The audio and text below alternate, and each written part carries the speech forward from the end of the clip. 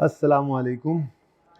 Post Eid lecture 60 not out start करते हैं। बीच में रिटायर हर्ट हो गया था मैं, तो मेरी जगह पे कोई और बैट्समैन आ गया था, है ना। मेरी तरह ही लगता था। ओके, कपड़े बदले थे लेक्चर के अंदर। ओए होए होए होए। थोड़ा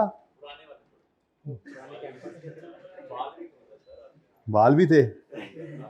बाल तो आपकी क्लासेस में भी पहले थे यार, पुराने कैंपस वाले थे। हाँ अच्छा जी, सुने। लेक्चर 56, 57, 58, 59 सिर्फ 4 सबसे कम लेक्चर आपको मिले थे, क्योंकि कुछ दे ही नहीं पा रहा था लेबर कॉस्टिंग के अलावा। तो एनीवेज ये 4 लेक्चर्स किस किस ने नहीं लिए, अभी तक नहीं लिए। खड़े हो जाओ, खड़े हो जाओ। सुबह से किसी क्लास में खड़ा नहीं किया। खड़े हो जाओ, खड़े हो जाओ। और जी इधर से बेटा, इधर गर्ल्स में सबने ले लिए लेक्चर्स चारों हैं। हाफ रहता है, खड़े हो जाओ। आधे खड़े हो जाओ। ऐसे करके खड़े हो, ऐसे करके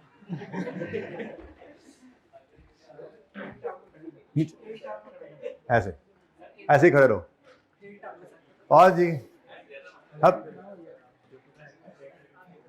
और जी किसका मुश्किल है ना, ऐसे खड़ा होना है, मुश्किल है ना। चलो मुकाबले में खड़े होते हैं, कौन ज्यादा देर खड़ा होता है। ठीक है, चलो तुम जीत गए। क्यों नहीं लिया लेक्चर? बैठ जाओ। घर गए थे तो लेक्चर तो ले लेते। और किसने नहीं लिए?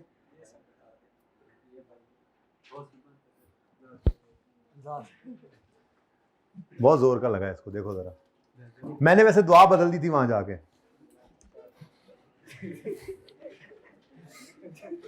यार मैं कैसे ये दुआ कर, मुझे पता था कि कुछ रह ही जाएंगे। मैं कैसे ये दुआ कर सकता था कि या अल्लाह जो ये लेक्चर्स 1 जून से पहले लें उनको या अल्लाह तू पास।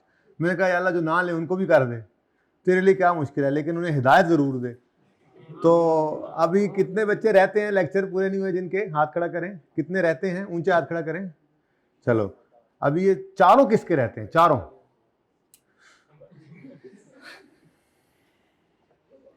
अच्छा ऐसा है, अभी 1 मिनट ज़रा CVP वाले चैप्टर पे मैं आ रहा हूँ और उसको ज़रा एक नज़र देख लूँ। कोई सवाल उसमें से आप निशानदेही कर दें। करवाना वो नहीं है आज, मेरा दिल है आज ज़रा फ्रेश मैंने, क्योंकि आप देखो ना कुछ लेक्चर्स कुछ बच्चों के रहते हैं, जैसे 1-2 ये भी ले लें। हम इन्वेंट्री मैनेजमेंट को स्टार्ट करते हैं रूटीन मुताबिक, और वैसे मैं 1-2 सवाल शायद अभी कराऊँ लेबर कॉस्टिंग में से, अगर मुझे महसूस हुआ कि ज़रूरत है उसकी, ठीक है ना। लेकिन हम सबसे पहले तो CVP एनालिसिस पे तशरीफ़ आप ले आए, हम आ गए इधर। इसके अंदर कहाँ तक लगातार सवाल होते चले गए हैं, और 18 KP के डेयरीज हो चुका था। रियो डन। ओरिएंट स्टोर ओके, ये हो चुका हुआ है। आई थिंक ये मैंने आपके साथ इधर लेक्चर दिया था ना, जो उसके अंदर आया था, ये ऐसे ही है। ये ओरिएंट आ गया, ठीक है जी। उसके बाद 21 खान कॉरपोरेशन, ये नहीं था लेक्चर्स में, इसकी डिस्कशन तो होगी। ये मसला है इसमें कोई? अगर मसला होगा तो ये मैं करा दूंगा, मुझे बता सकते हैं आप। यहाँ लिस्ट बनाने लगा हूं मैं, list of questions to be done. देखते हैं अब इसमें कुछ आता है या नहीं आता। जो सवाल आप कहेंगे, क्योंकि आप लोगों ने बहुत शफकत की। मसला कोई नहीं था कि कोई 2 संडेज ऑन हो जाते, लेकिन चलो अच्छा आपने अपने टाइम को अच्छा यूटिलाइज कर लिया। 4 लेक्चर्स आपने पढ़ लिए, तो फ़ायदा हो गया आपका भी मेरा भी। लेकिन फिर भी कोई मसला अगर किसी सवाल में है तो हम उसको डिस्कस कर सकते हैं, कोई मसला नहीं है, ठीक है। अच्छा, तो CVP के अंदर मैंने पूछा आपसे क्वेश्चन नंबर 21 हो गया था। इसमें सिर्फ फ्यूल वाले पॉइंट का मसला था। वो फ्यूल वाला पॉइंट कई तरीके से हो सकता है वैसे तो।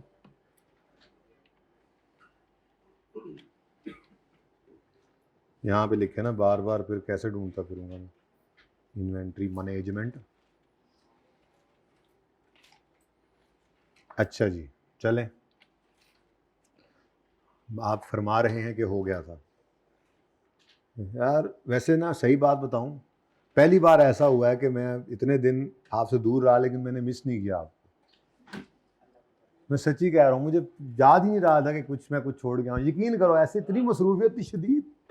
जैसे ही मैं कल लैंड किया मुझे याद आया, ओह बच्चे भी छाड़ के गया सी, है ना। नहीं, दुआओं की अलावा की बात कर रहा हूँ, मतलब ये KCL हो गया। यूरेनस ओके है, जो लेक्चर में था। ये देखें ना, ये यूरेनस भी आ गया। उसके बाद गाला भी मैंने करवा दिया था। गाला पीछे रह गया था असल में, वो फिर बीच में कपड़े बदल गए होंगे और गाला वाला सवाल भी हो गया होगा। कंसर्ट कराते रहे आप लोग, मैं आज भी गया हुआ था, पीछे आप लोग कंसर्ट कराते रहे हैं, शर्म तो नहीं आती। अच्छा जी, अल्लाह आप सबको भी ले जाए। 23 ताजीम लिमिटेड डन, क्लास में done. Okay 24 empire industries, I think ये भी था, एम्पायर डन 57 लेक्चर में। ओके उसके बाद खत्म, ये तो कोई रहा ही नहीं इसमें सवाल। अभी भी कोई सवाल ऐसा जो आपको लगता है कि नहीं जी हमें लेक्चर में दिया था या पिछले किसी लेक्चर, चलो ऑफर लग गई, पिछले किसी लेक्चर में भी करवाया था और हमें वो सही समझ नहीं आया था, मुझे बता दें। ये सीवी वाला सवाल इंशाल्लाह पर्चे में आपने करना है 60-70% सही, बस ज़्यादा भी हो जाए तो अच्छी बात है, कम से कम इतना सही लाजमी करना है। ओके अच्छा, उसके बाद हम आए थे इस लेबर कॉस्टिंग पे, चैप्टर मैंने पिछले वाला ही खोला हुआ है।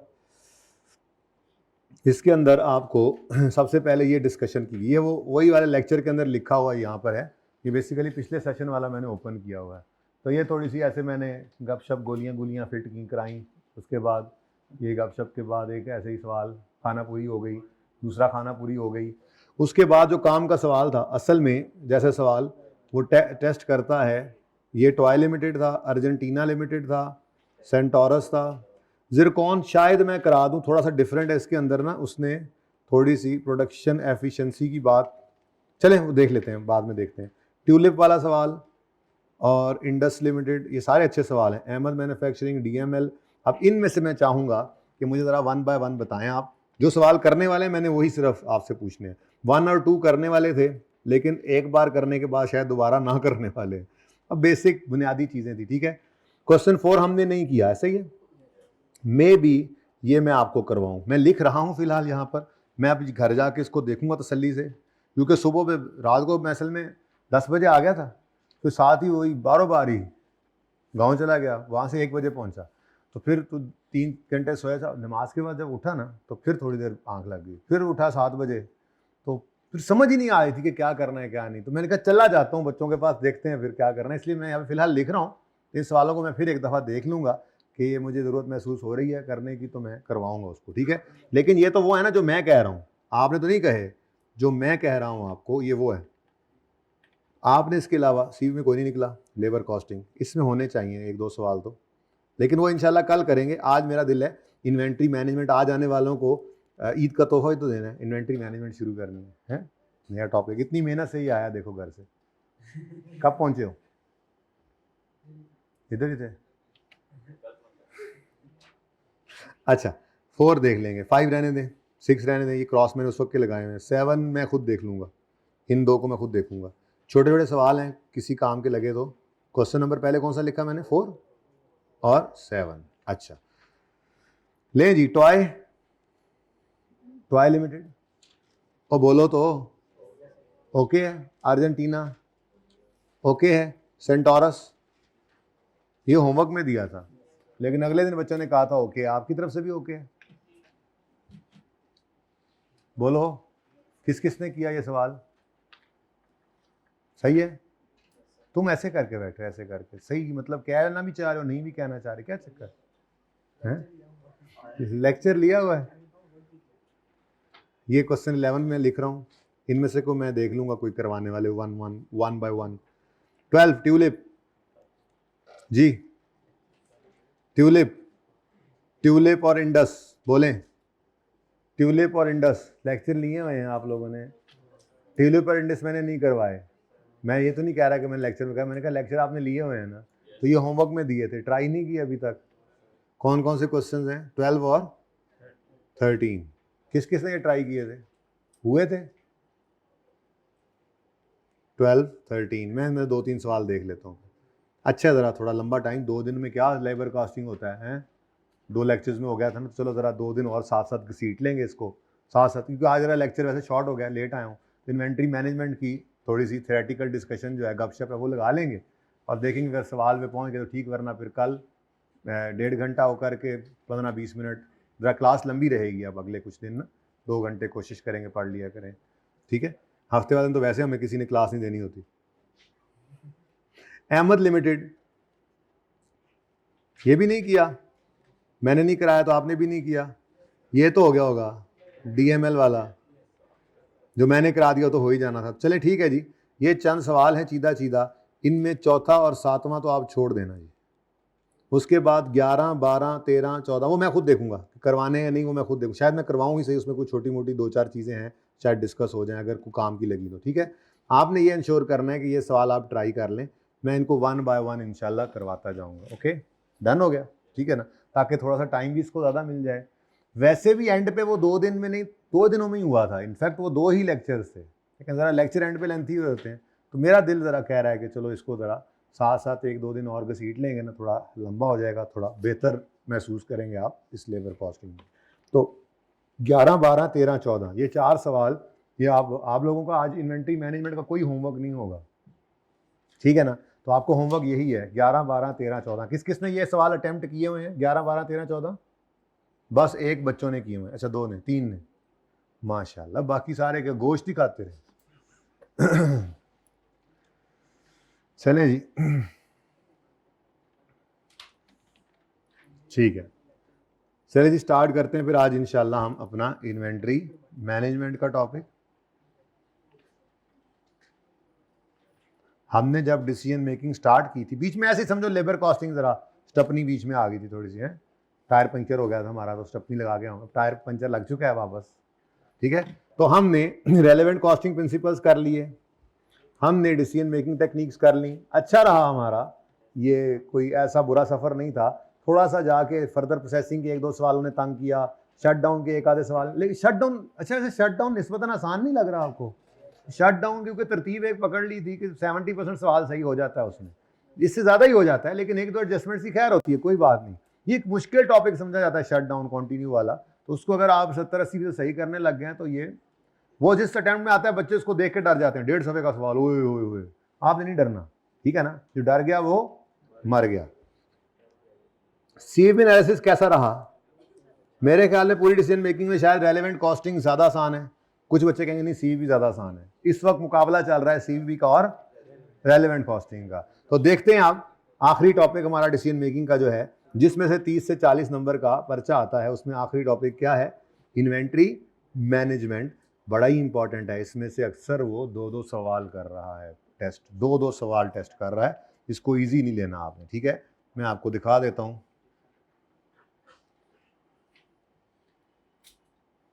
हाँ अच्छा कैफ 1, मैं अगर शेयर कैपिटल कितों आ गया, लें जी। पास्ट पेपर एनालिसिस की बात करें तो इन्वेंट्री मैनेजमेंट में से 1 नंबर का एमसीक्यू इस दफ़ा आया था, एमसीक्यू पहली बार आया ना, तो इसीलिए स्प्रिंग 26 में सिर्फ नज़र आ रहे हैं। उसके बाद इन्वेंट्री मैनेजमेंट आप देखें तो क्वेश्चन 2 और 5 18 नंबर का इसमें से पूछ लिया उसने, स्प्रिंग 23 में 2 और 4 14 नंबर का पूछ लिया, 1 और 3 16 नंबर का पूछा हुआ, और फिर एकदम ही गायब। फिर क्वेश्चन 3 और क्वेश्चन 6, मार्क्स इसके ज़रा तरतीब डिफरेंट होगी लिखने की, 14, क्वेश्चन 4 और 5 मार्क्स, फिर क्वेश्चन 2 9 मार्क्स का, क्वेश्चन 2 सिर्फ 6 मार्क्स। अब इतना कम टेस्ट होने के बाद अगेन रेड फ्लैग है इधर, तो बहुत इंपॉर्टेंट एरिया है, डिसीजन मेकिंग सारा ही इंपॉर्टेंट है। रेलेवेंट कॉस्टिंग में से एक सवाल आया है भाई, इस दफ़ा आ जाना है, मैं बता रहा हूँ, तो मुझे लग रहा है तुम्हारी बातें सुन सुन के ना आई कैप तक की आवाज़ पहुँच जानी है। और वो सवाल जो मैंने आपको करवाना है ना रिंग लिमिटेड का रिवीजन क्लास के अंदर, वो एक कंप्रीहेंसिव क्वेश्चन है, वो मैंने नोट्स में नहीं डाला था, अलग रखा हुआ है। उसके अंदर आप देखेंगे कि रेलेवेंट कॉस्टिंग में मुकम्मल जितना आपने कॉन्सेप्ट पढ़े हुए हैं वो सारे एक सवाल के अंदर आ सकते हैं, और एक अच्छा सवाल बन सकता है, और वो बिल्कुल दे सकता है। 2020 में आई थिंक आया था, तो आ जाएगा तो अच्छी बात होती है ये, हाँ आसान है ये। बाकी ज़्यादा मुश्किल करता है डिसीजन मेकिंग टेक्निक्स, आपका तंग करता है आपको, तो इसमें कोई बात नहीं है। बहुत सारे टॉपिक मैंने आपको पहले ही बताए थे, ये एरिया आपका 20 से 30 नंबर का, 25 नंबर का पर्चा यहाँ से आता है, ये 25 नंबर में से 20 से कम तो कोई भी नहीं लेगा इंशाल्लाह। ये जो ऊपर का एरिया है ये 35 से 45 40 नंबर का पर्चा यहाँ से आता है, 30 से कम इसमें भी कोई नहीं लेगा, पास तो यही सही हो गए। तो डिसीजन मेकिंग में तो फिर आपने बस मेरिट की तरफ चलना है, क्या ख्याल है? अच्छा चले, तो बहुत इंपॉर्टेंट एरिया शुरू हो रहा है जी, बिस्मिल्लाह करते हैं इसको। और जिनके लेक्चर रहते हैं प्लीज़ वो ये समझ लें कि उनको अल्लाह की तरफ से ये मौका मिल गया है कि वो इन 4 सवालों को बहरहाल कर लें, और जो लेक्चर इक्का दुक्का रहते हैं वो ले लें, ठीक है। अभी फ़िलहाल अगला कोई लेक्चर पिछले किसी लेक्चर से जो है वो रिलेट नहीं करेगा, सिवाय इसके कि मैंने लेबर कॉस्टिंग के जो सवाल करने हैं तो वो आपके लिए थोड़ा इररेलेवेंट आप महसूस कर रहे होंगे उनको, तो सीवीपी किया हुआ था, उसके कुछ सवाल हमने कर लिए उन लेक्चर्स में, तो वो एडिशनल प्रैक्टिस होती है। और लेबर कॉस्टिंग के कुछ सवाल आपने किए, कुछ मैंने अभी करवाने हैं, तो ये अब आगे से जो शुरू हो रहा है इसका उन 4 लेक्चर से जो आपको मैंने दिए थे कोई ताल्लुक नहीं है, लेकिन पर्चा उसमें से आना है, मैं बता रहा हूँ। खुद देखो ना, वो लेक्चर उस वक्त आपको मैं करा रहा था जिस वक्त मैं हज पे था, है तो पर्चा तो आ सकता है ना उसमें से। तो भाई वो लाजमी लेने हैं लेक्चर, ठीक है, क्योंकि अब मैं दुआ ये कर रहा हूँ कि अल्लाह जो जो वो लेक्चर ले ले, जब मर्जी ले ले, बस उसको तू बदल दी थी ना दुआ मैंने वहाँ पे जाकर, ठीक। अच्छा, ये वैसे आपको लगता था उस वक्त जब मैंने कहा था कि मैं यूं दुआ करूंगा कि यकम से पहले, आपको लगता था कि मैं ऐसे दुआ करूंगा? किस किस को लगता था, सही सही बताना, किस किस को लगता था यार? कैसे लगता था आप लोगों को यार? मतलब उस्ताद शागिर्द के साथ बारे में ऐसी दुआ कैसे कर सकता है? अच्छा, फिर भी हमसे हैंड पे थे। ठीक है बच्चों, चलो यार बिस्मिल्लाह करते हैं। इन्वेंट्री मैनेजमेंट की इंपॉर्टेंस का तो आपको अंदाज़ा हो ही चुका है। इन्वेंट्री मैनेजमेंट भी है और इन्वेंट्री वैल्यूएशन भी है, यानी इन्वेंट्री को बहुत अहमियत जो है वो हासिल है। चलो अब छोड़ो, इन्वेंट्री वैल्यूएशन पे जाके दिखाऊंगा, उसको भी वो रेगुलरली टेस्ट कर रहे हैं। और अक्सर बच्चा इन्वेंट्री वैल्यूएशन में मार खा जाता है क्योंकि वो उसको ईजी ले लेता, कहता है यार ये तो वही इंट्रो वाला है, छोड़ो छोड़ो बस रहने दो, और छोड़ो छोड़ो बस रहने दो के चक्कर के अंदर वो सवाल कभी 12 नंबर का, 14 नंबर का, 16 नंबर तक का सवाल आ जाता है, 8-10 नंबर का अक्सर आया होता है, फिर मारे जाते हैं। लेकिन हम इंशाल्लाह उस पर टाइम लगाएंगे, आपने भी लगाना है बस। तो इन्वेंट्री जनाब 3 तरह की, बल्कि पहले दोनों बिजनेस करते हैं। इन्वेंट्रीज हमारे 2 तरह के बिजनेसेस होते हैं जी, ट्रेडिंग और मैन्युफैक्चरिंग बिजनेस।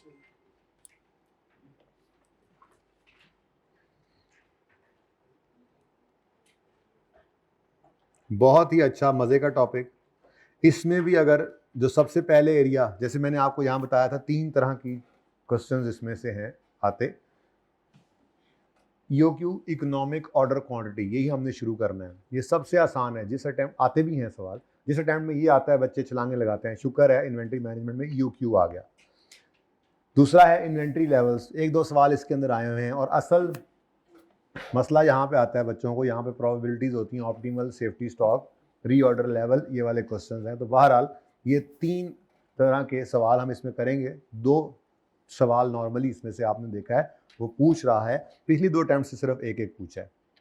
तो इन्वेंट्रीज की बात करें तो 2 तरह के बिजनेस होते हैं जी, ट्रेडिंग बिजनेस होता है और मैन्युफैक्चरिंग बिजनेस। ट्रेडिंग बिजनेस के पास कितनी तरह की इन्वेंट्रीज होंगी जी? एक ही तरह की। ट्रेडिंग बिजनेस में, वेरी गुड, ट्रेडिंग बिजनेस जो होता है उसके अंदर सिर्फ एक ही इन्वेंट्री होती है और वो फिनिश गुड्स की इन्वेंट्री है। फिनिश गुड्स की इन्वेंट्री किसे कहते हैं जी? फिनिश गुड्स की इन्वेंट्री बोलें, फिनिश गुड इन्वेंट्री क्या होती है? फिनिश गुड्स ही जो हमने परचेज की हैं और वो अभी अनबिक्ड हैं एट पीरियड, तभी तो वो इन्वेंट्री है, ठीक है। तो finish goods purchased and unsold at period end, unsold at period end।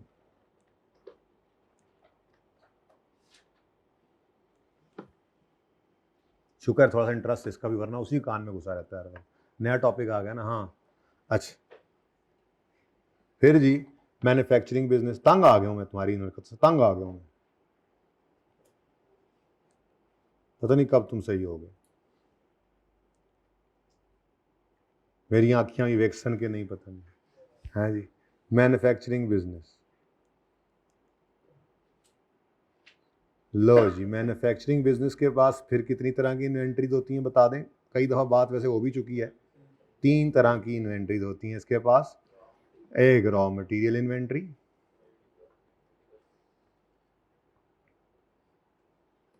Raw material inventory क्या है जी? Raw material purchased. अब ये रॉ मटेरियल खरीदा जाता है बेचने के लिए ना? नहीं, यूज के लिए। तो raw material purchased and unsold नहीं, बल्कि unused, unconsumed, unutilised at period end. फिर जी वर्क इन प्रोसेस इन्वेंट्री है।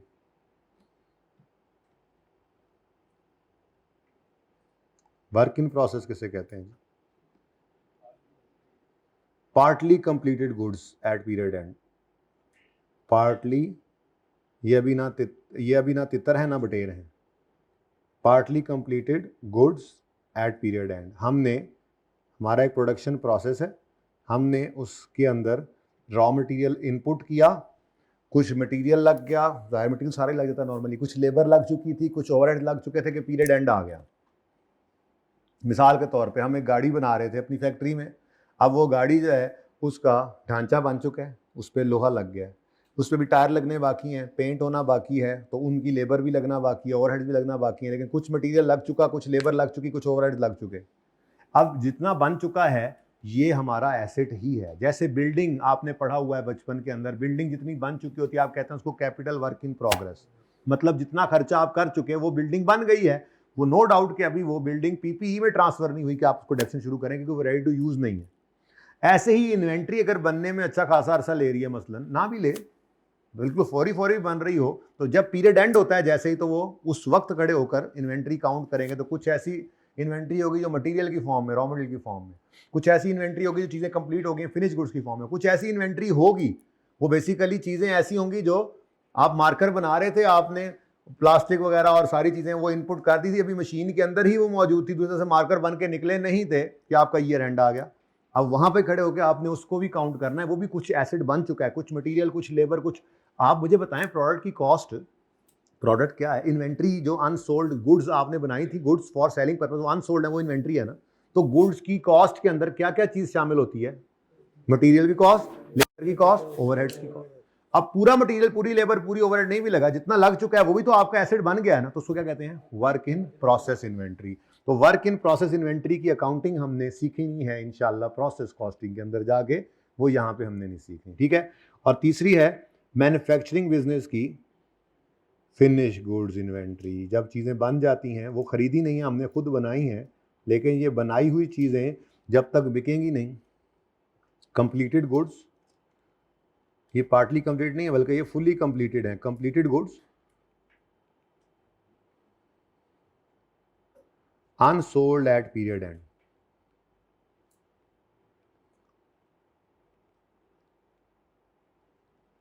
अब हमारे इस टॉपिक के अंदर हमने जिन दो इन्वेंट्रीज के साथ हमारा पाला पड़ना है वो हैं जिनको मैंने रेड ब्रैकेट में नहीं रखा, ये वो वाली है, ठीक है।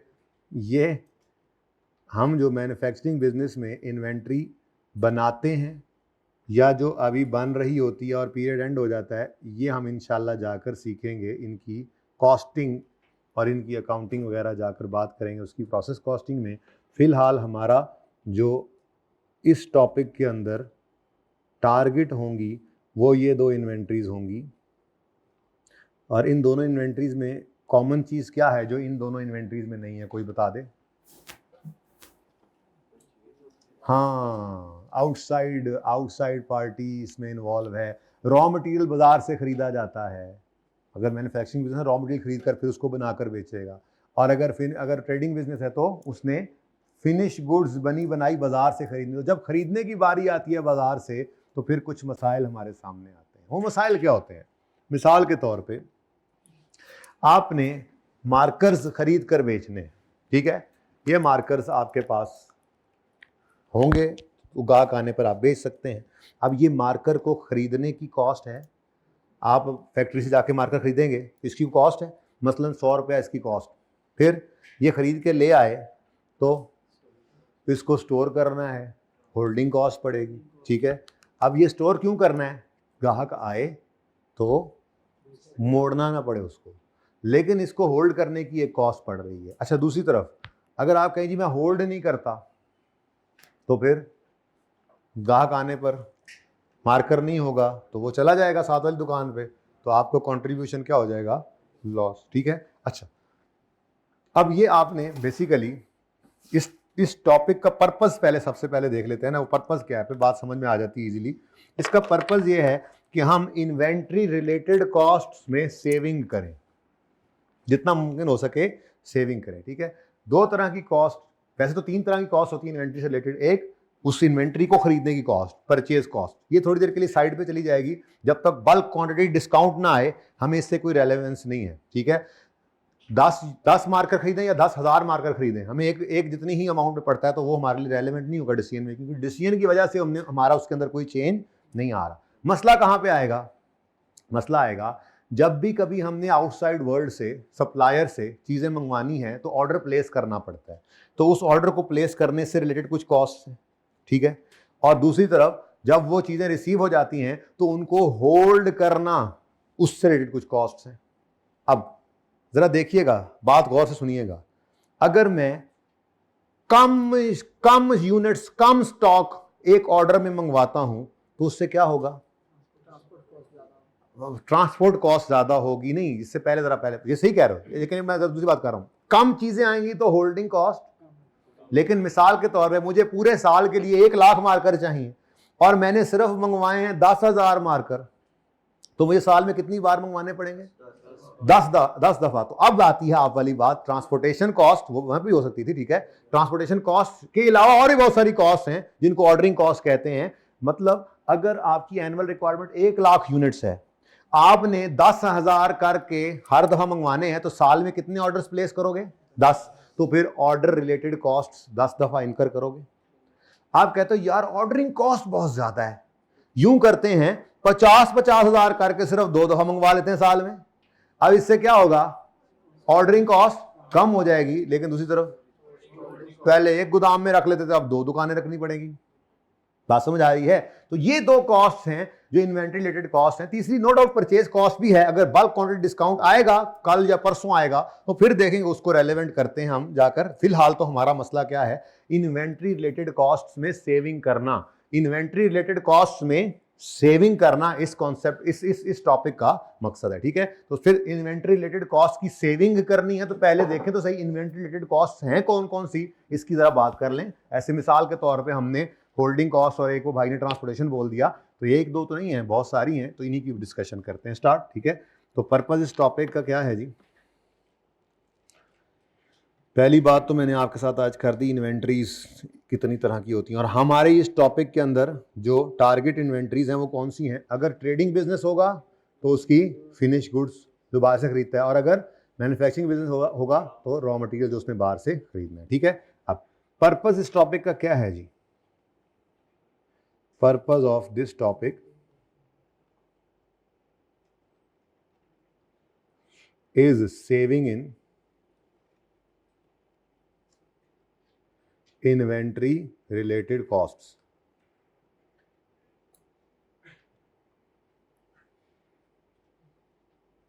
ठीक है जी। अब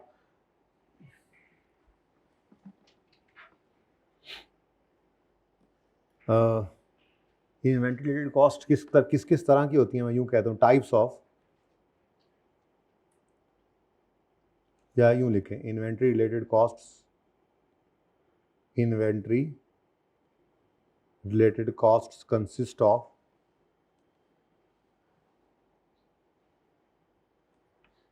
परचेजिंग कॉस्ट,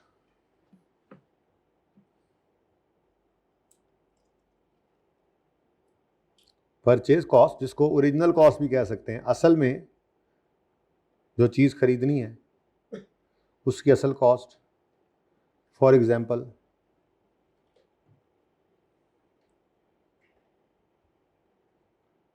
आपने पहले से पढ़ रखा है परचेज प्राइस,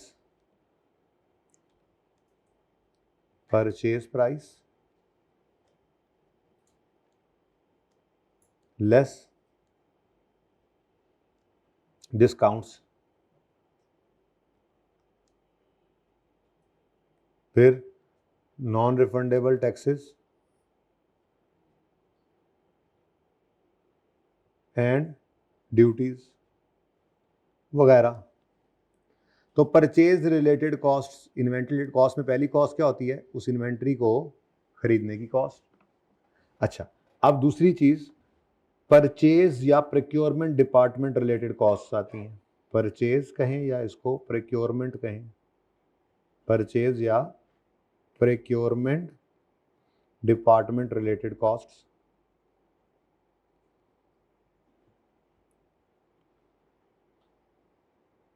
जिसको हम क्या कह रहे थे? Ordering cost. क्या नाम दिया था हमने इनको अभी थोड़ी देर पहले? परचेजिंग डिपार्टमेंट का काम क्या है, जब उनको फैक्ट्री से रेक्विजिशन जाती है कि भाई हमें ये चीज़ें प्रिक्योर करके दो, परचेज करके दो बाज़ार से, तो वो फिर जाकर इस ऑर्डर को प्लेस करेंगे और ये चीज़ें आपको अवेलेबल करेंगे। फैक्ट्री के अंदर रॉ मटेरियल की ज़रूरत है, या अगर आप ट्रेडिंग बिजनेस है तो आपको फिनिश गुड्स की ज़रूरत है, तो वो आपको प्रिक्योर करके देंगे। ठीक है, प्रोक्योरमेंट या परचेज डिपार्टमेंट रिलेटेड कॉस्ट जो है, ये भी इन्वेंट्री रिलेटेड कॉस्ट ही हैं। इसकी मिसालें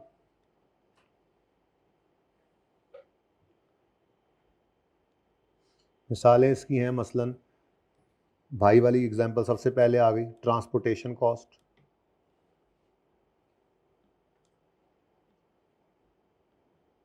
अच्छा, और मसलन इंश्योरेंस इन ट्रांजिट, रास्ते में अगर इंश्योरेंस करवाएं तो।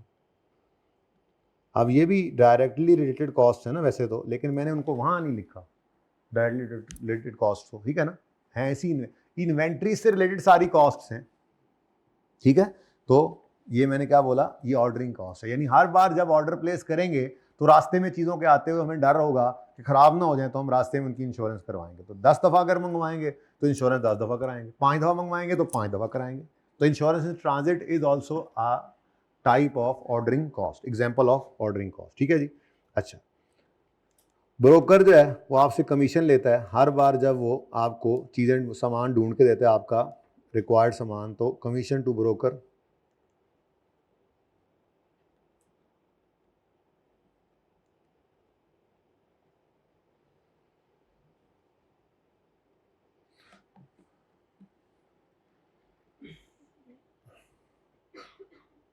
अच्छा, उसके बाद मसलन कोरियर चार्जेस कोई पड़ते हैं आपको, यानी मिसाल के तौर पे आपने अपनी रिक्वायरमेंट किसी को भेजनी है, ठीक है, तो खतों किताबत जो करेंगे या कम्युनिकेशन करने का कोई भी मोड है, ठीक है, मसलन टेलीफोन आपका लगा हुआ है परचेज डिपार्टमेंट, अब उसकी भी तो कॉस्ट होगी। मैं अभी फिक्स्ड वेरिएबल की बात नहीं कर रहा, मैं अभी जस्ट बात कर रहा हूँ इस परचेज डिपार्टमेंट में कौन कौन सी कॉस्ट इनकर हो सकती हैं।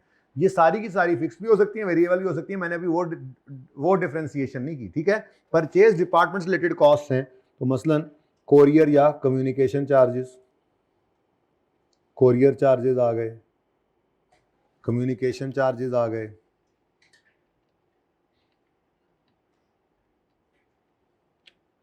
एक ही बार कर लेते हैं जी, कोरियर चार्जेस या कम्युनिकेशन चार्जेस, कम्युनिकेशन। उसके बाद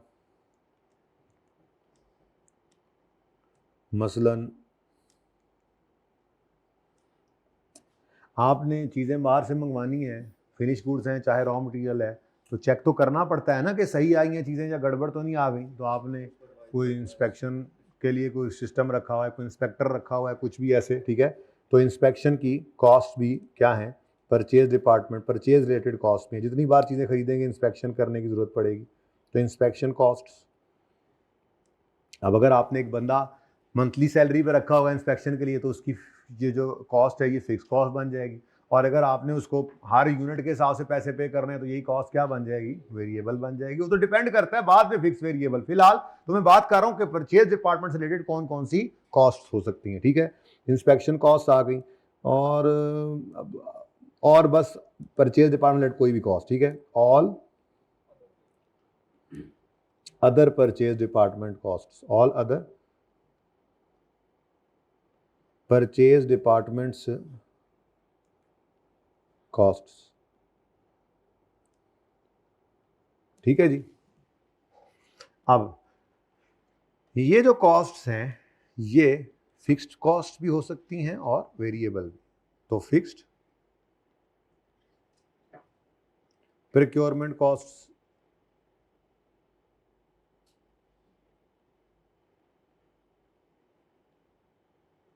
और वेरिएबल भी हो सकती हैं।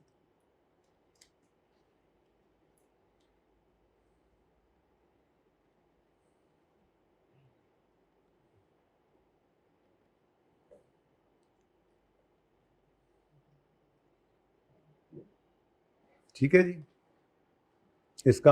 इनका मतलब क्या है, जो फिक्स्ड प्रोक्योरमेंट कॉस्ट्स होती हैं वो कभी भी नंबर ऑफ ऑर्डर्स पर डिपेंड नहीं करेंगी। नंबर ऑफ ऑर्डर्स बढ़ जाएं या कम हो जाएं, आपने जो सुपरवाइजर या इंस्पेक्टर या जो बंदा रखा हुआ है अपने प्रोक्योरमेंट डिपार्टमेंट में मंथली सैलरी पे, उसकी सैलरी पे इसका नंबर ऑफ ऑर्डर्स का कोई असर नहीं पड़ता। ठीक है, तो फिक्स प्रोक्योरमेंट कॉस्ट कौन सी कॉस्ट होंगी? जो कभी भी डिपेंड ना करें नंबर ऑफ ऑर्डर्स पे। नेवर डिपेंड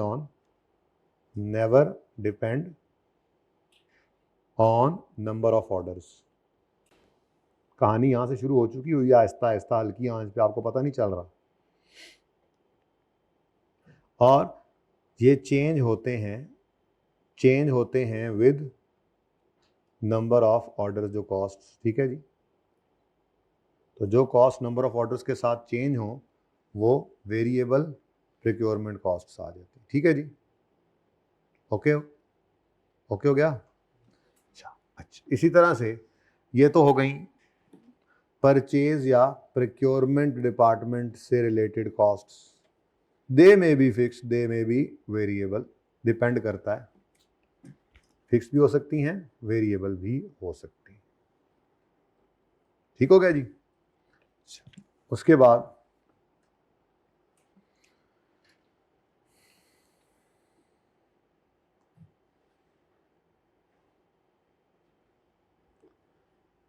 इन्वेंट्री से रिलेटेड तीसरी कॉस्ट तरह की कॉस्ट है होल्डिंग कॉस्ट, जिसको कैरिंग कॉस्ट भी कहते हैं। तो होल्डिंग कॉस्ट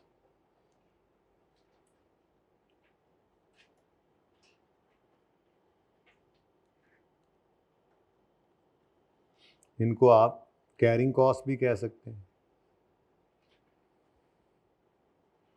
या आप स्टोरेज कॉस्ट कह लें। जो चीज़ें आपने मंगवानी है, ये डिस्कशन में बहुत इंपॉर्टेंट हुआ करती हैं। इन डिस्कशन से ही आपकी फिर बुनियाद पड़ रही होती है। ये तो नहीं मैं एक फॉर्मूला लिखवाऊँ और बस फिर शुरू हो जाए अन्यवाह। वो भी हो सकता है, पॉसिबल है, कोई ऐसा मसला नहीं है, लेकिन ये तरह मुझे ज़्यादा अच्छा लगता है तरीका वारदात। मसलन आपने चीज़ें मंगवाई तो आपको वेयर हाउस का किराया पड़ेगा, तो ये वेयर हाउस का रेंट, स्टोर या वेयर हाउस का जो रेंट है, ये आपकी होल्डिंग कॉस्ट है। अब आगे बात की है, अगर यही आपको पर मंथ या पर एनम रेंट पे मिला हुआ है वेयर हाउस, तो ये कॉस्ट क्या बन जाएगी? फिक्स्ड, क्योंकि आप ज़्यादा सामान स्टोर करें या कम करें उससे फ़र्क नहीं पड़ता। फिक्स कॉस्ट स्टेप तो ले सकती है पर हर यूनिट के साथ चेंज नहीं होती। और यही रेंट आपका पर यूनिट भी हो सकता है। जैसे कोल्ड स्टोर में आपने अपना, ये मौसम चल रहा है, अब मिसाल के तौर पे किन्नू का मौसम आ रहा है, आपने कहा जी मैं किन्नू जो है वो स्टोर करके रखता हूँ, जब इसका मौसम गुजरेगा अभी ज़रा सस्ता है फिर बाद में महंगे दामों बिकेगा। अब वो स्टोर करने के लिए आपने कोल्ड स्टोर से रब्ता किया, तो उन्होंने कहा आपको एक पेटी किन्नू की स्टोर करने का किराया पड़ेगा पर डे 1 रुपया, तो महीने का 30 रुपये, तो फिर 2 महीने का 60 रुपये। अब आप एक पेटी से जो है उसके अंदर स्टोर करें तो महीने का 30 रुपया, 2 करेंगे तो 60, 10 करेंगे तो इस तरह से बढ़ता जाएगा। तो वेयर हाउस या स्टोर का रेंट जो है, अगर आपने रेंट पे लिया हुआ है तो वो एक होल्डिंग कॉस्ट है। It may be fixed, it may be variable. ठीक है। अच्छा, फिर जब चीज़ें आपके पास आ जाती हैं तो आप उनकी एक इंश्योरेंस और भी कराते हैं। आग लग जाए जी या चोरी हो जाए तो उससे इंश्योरेंस, तो फायर या थेफ्ट इंश्योरेंस, भाई ने बोला थेफ्ट इंश्योरेंस, तो फायर या थेफ्ट इंश्योरेंस आ गई। उसके बाद जी मसलन स्टोर स्टाफ की सैलरीज भी तो हो सकती हैं। जैसे परचेज डिपार्टमेंट में आपने इंस्पेक्टर रखा हुआ है माहाना सैलरी पे या पर यूनिट पे, ऐसे ही स्टोर कीपर भी तो एक होता है। एक बंदा स्टोर के अंदर, 2-3 बंदे स्टोर के अंदर चीज़ें समेटने के लिए, संभालने के लिए, स्टैकिंग के लिए, उतारने के लिए, रखने के लिए रखे हुए हैं, और एक बंदा आपने वहाँ पे हेड बनाया हुआ है जो चीज़ों के आने जाने का रिकॉर्ड रखता है। ठीक है, तो ये क्या है? स्टोर से रिलेटेड स्टाफ ही है। तो स्टोर स्टाफ की सैलरीज अब अगेन ये फिक्स भी हो सकती हैं, वेरिएबल भी, मैंने तो वो बहस ही नहीं कर रहा। तो स्टोर स्टाफ सैलरीज। फिर मसलन आपने इन्वेंट्री खरीदनी है, उसके लिए आपको पैसे चाहिए, बोलो, इन्वेंट्री खरीदनी है तो पैसे चाहिए। अब जब तक ये इन्वेंट्री बिक के वापस पैसे नहीं आते, ये पैसे आपके फंसे रहेंगे। वर्किंग कैपिटल की बात की थी एक सवाल के अंदर, शटडाउन वाले सवाल में एक वर्किंग कैपिटल की उसने बात की हुई थी।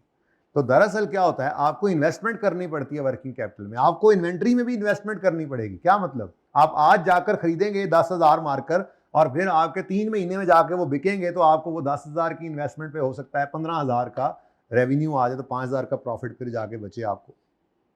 ठीक है, तो ये जो 3 महीने के लिए आपको 10,000 मार्कर खरीदने के पैसे चाहिए, भी तो कहीं से अरेंज करने। तो अगर आपने ये पैसे बैंक से अरेंज किए हुए हैं तो फाइनेंस कॉस्ट, कैरिंग कॉस्ट भी कहते हैं इसको, ठीक है। तो बहरहाल interest, carrying cost, carrying cost तो ऊपर है, सॉरी इसका नाम ओवरऑल इंटरेस्ट या फाइनेंस कॉस्ट। अगर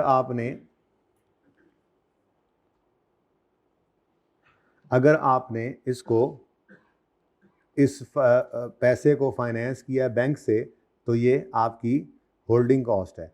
अच्छा, आपने बैंक से नहीं फाइनेंस किया, आप कहते हो जी दिलावर भाई कहते हैं जमाई लेते हो, मैंने नहीं बैंक से लिए पैसे, ये मेरे पास अपने पैसे मौजूद थे। तो अपॉर्चुनिटी कॉस्ट भी तो एक कॉन्सेप्ट है कि अगर ये पैसे यहाँ लगाते कहीं और लगाते तो पैसे आते कि ना आते। तो जितना अरसा, देखो जितनी ज़्यादा इन्वेंट्री हमने होल्ड करनी है उतने ज़्यादा पैसे हमारे इन्वेंट्री में फंसने हैं, जितने ज़्यादा पैसे इन्वेंट्री में फंसने हैं उतने ज़्यादा पैसे कहीं और लगा करके हम रिटर्न कमा सकते थे, जो अब कमाएंगे नहीं। तो फिर अपॉर्चुनिटी कॉस्ट, तो बेसिकली इसको कहते हैं cost of funds, opportunity cost. ये किसी भी लफ्ज से दिया हो उसने, ये बेसिकली क्या है, कॉस्ट ऑफ फंड्स है। जो फंड्स आपको इन्वेंट्री खरीदने के लिए चाहिए उनको आपने फाइनेंस करना है या नहीं करना। तो उनको जहां से फाइनेंस करोगे वो कोई ना कोई कॉस्ट आपकी इनकर करा रहे होंगे, ठीक है। अगर आपको हम अपने पैसों से भी कर रहे हैं तो हम अल्टीमेटली अपॉर्चुनिटी कॉस्ट के कॉन्सेप्ट पे भी इसको जरूर देंगे यहाँ पे, ठीक है, कॉस्ट ऑफ फंड्स।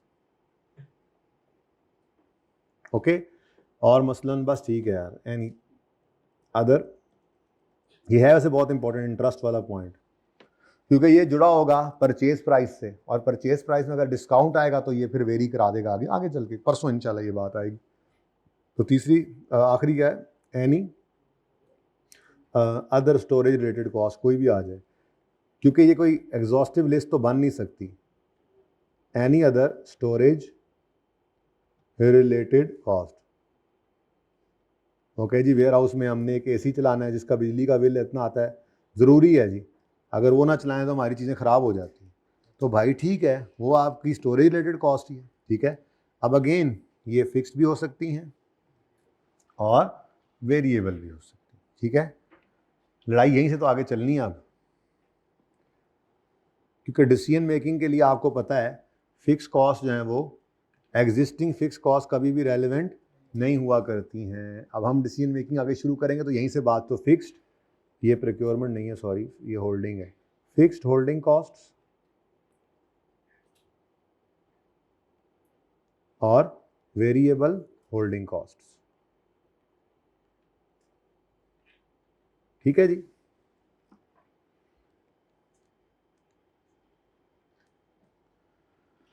तो ये जनाब आपकी इन्वेंट्री रिलेटेड कॉस्ट्स हैं।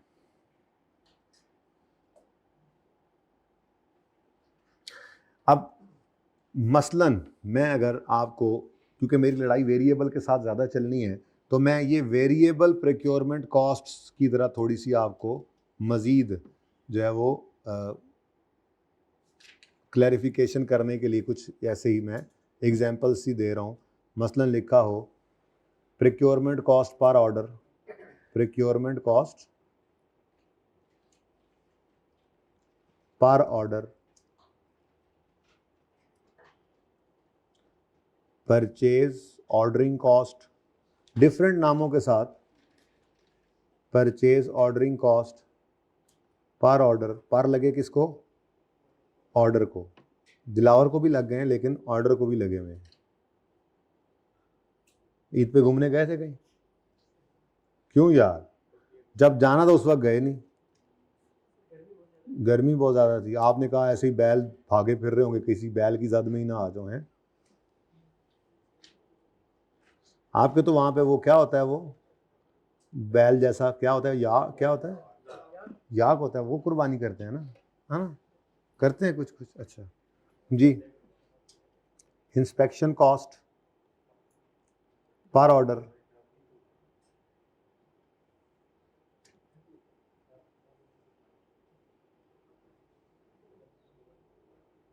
एडमिन कॉस्ट वेरिएबल भी हो सकती है कोई, admin variable admin cost, variable admin cost, यानी आसान बात अभी थोड़ी देर में क्या पता लगेगी, किसी कॉस्ट के साथ अगर उसने पर ऑर्डर लगाया हुआ है यानी ऑर्डर की वजह से चेंज हो रही है तो वो क्या है, वेरिएबल ऑर्डरिंग कॉस्ट है।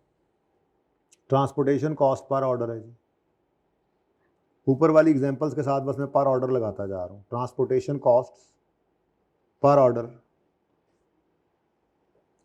Delivery cost per order, different नामों से सवालों के अंदर लिखी होती है, मेरे दिमाग में जो जो आते जा रहे हैं मैं लिखता जा रहा हूँ, बस काफ़ी। तो ये क्या है जी, कुछ एग्जांपल्स हैं हमारे पास वेरिएबल ऑर्डरिंग कॉस्ट्स की, ठीक है जी। इसी तरह से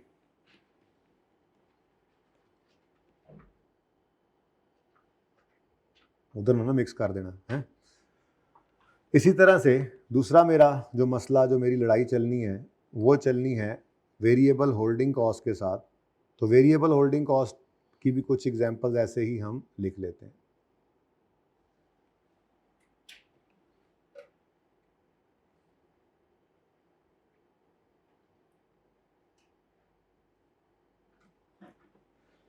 अब यहां पर ना जी इंपॉर्टेंट थिंग इज, आपको कॉस्ट गिवन हुआ करेगी पर यूनिट, लेकिन पर एनम।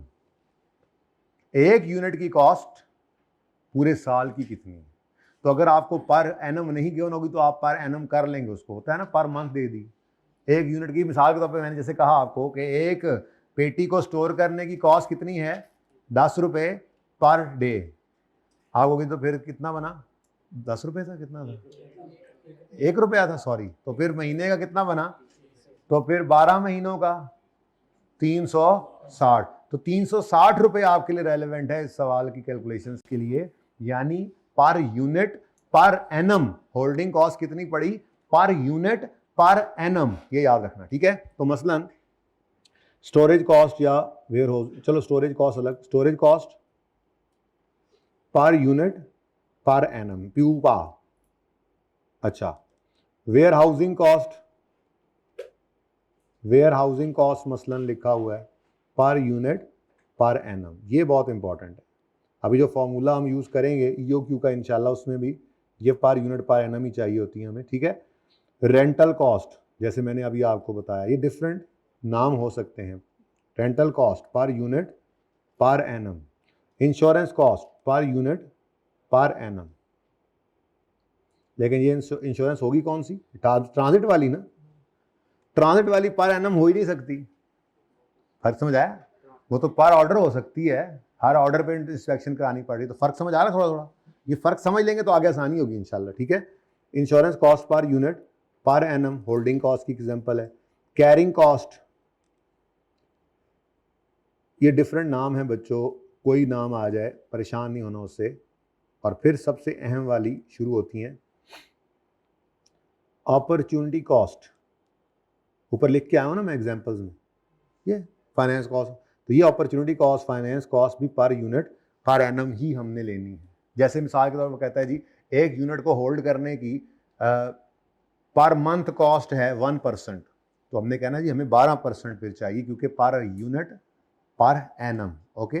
तो opportunity cost, opportunity cost per unit per annum. Working capital cost, working capital cost per unit per annum. ज़रूरत के ऊपर जो हमें वर्किंग कैपिटल चाहिए, हम फाइनेंस करते हैं, या इंटरेस्ट का नाम ही आ जाए सवाल में, इंटरेस्ट कॉस्ट पर यूनिट लेकिन पर एनम करना है, ठीक है जी। ये फाइनेंशियल चार्जेस जो आते हैं आपके सवाल में, इनमें से कोई भी आ सकता है, लेकिन ये तीनों मैंने लिखे हैं ना, ये बड़े इंपॉर्टेंट हैं, क्योंकि ये as a percentage of purchase cost आप हमेशा निकालते हैं, as a percentage of purchase cost. क्या है जी, वर्किंग कैपिटल की रिक्वायरमेंट है। जाहिर है वर्किंग कैपिटल में क्या है जी, एक मार्कर 100 रुपये का मिलता है, तो एक मार्कर को कि ये 100 रुपये हमने फाइनेंस करने हैं, इसको फाइनेंस करने के लिए हमें बैंक से लोन लेना पड़ेगा, तो कितना इंटरेस्ट पड़ेगा, तो वो 10 रुपये के हिसाब से, तो 10 रुपये के ऊपर ही परसेंटेज लगेगी ना। तो ये तीनों हमेशा किस पे लगते हैं, नॉर्मली परसेंटेज में गिवन होते हैं, और किस पे लगते हैं जी, परचेज कॉस्ट पे। तो ये कुछ एग्जाम्पल्स हैं। Any other cost per unit per annum भी मैं लिखना भूल गया, तो बहरहाल वो आप अपनी तरफ से लिख लीजिएगा। ओके, लें जी, inventory related costs, purchase cost यानी एक्चुअल में इन्वेंट्री खरीदने की कॉस्ट है, फिर उसको ऑर्डर करने के ऊपर कुछ कॉस्ट इनकर होती हैं, फिर उसको जब ऑर्डर करके मंगवा लेते हैं तो उसको होल्ड करने के ऊपर कुछ कॉस्ट इनकर होती हैं। ये कॉस्ट फिक्स भी हो सकती हैं और वेरिएबल भी हो सकती हैं। कोई मसला यहाँ तक है तो बताएं।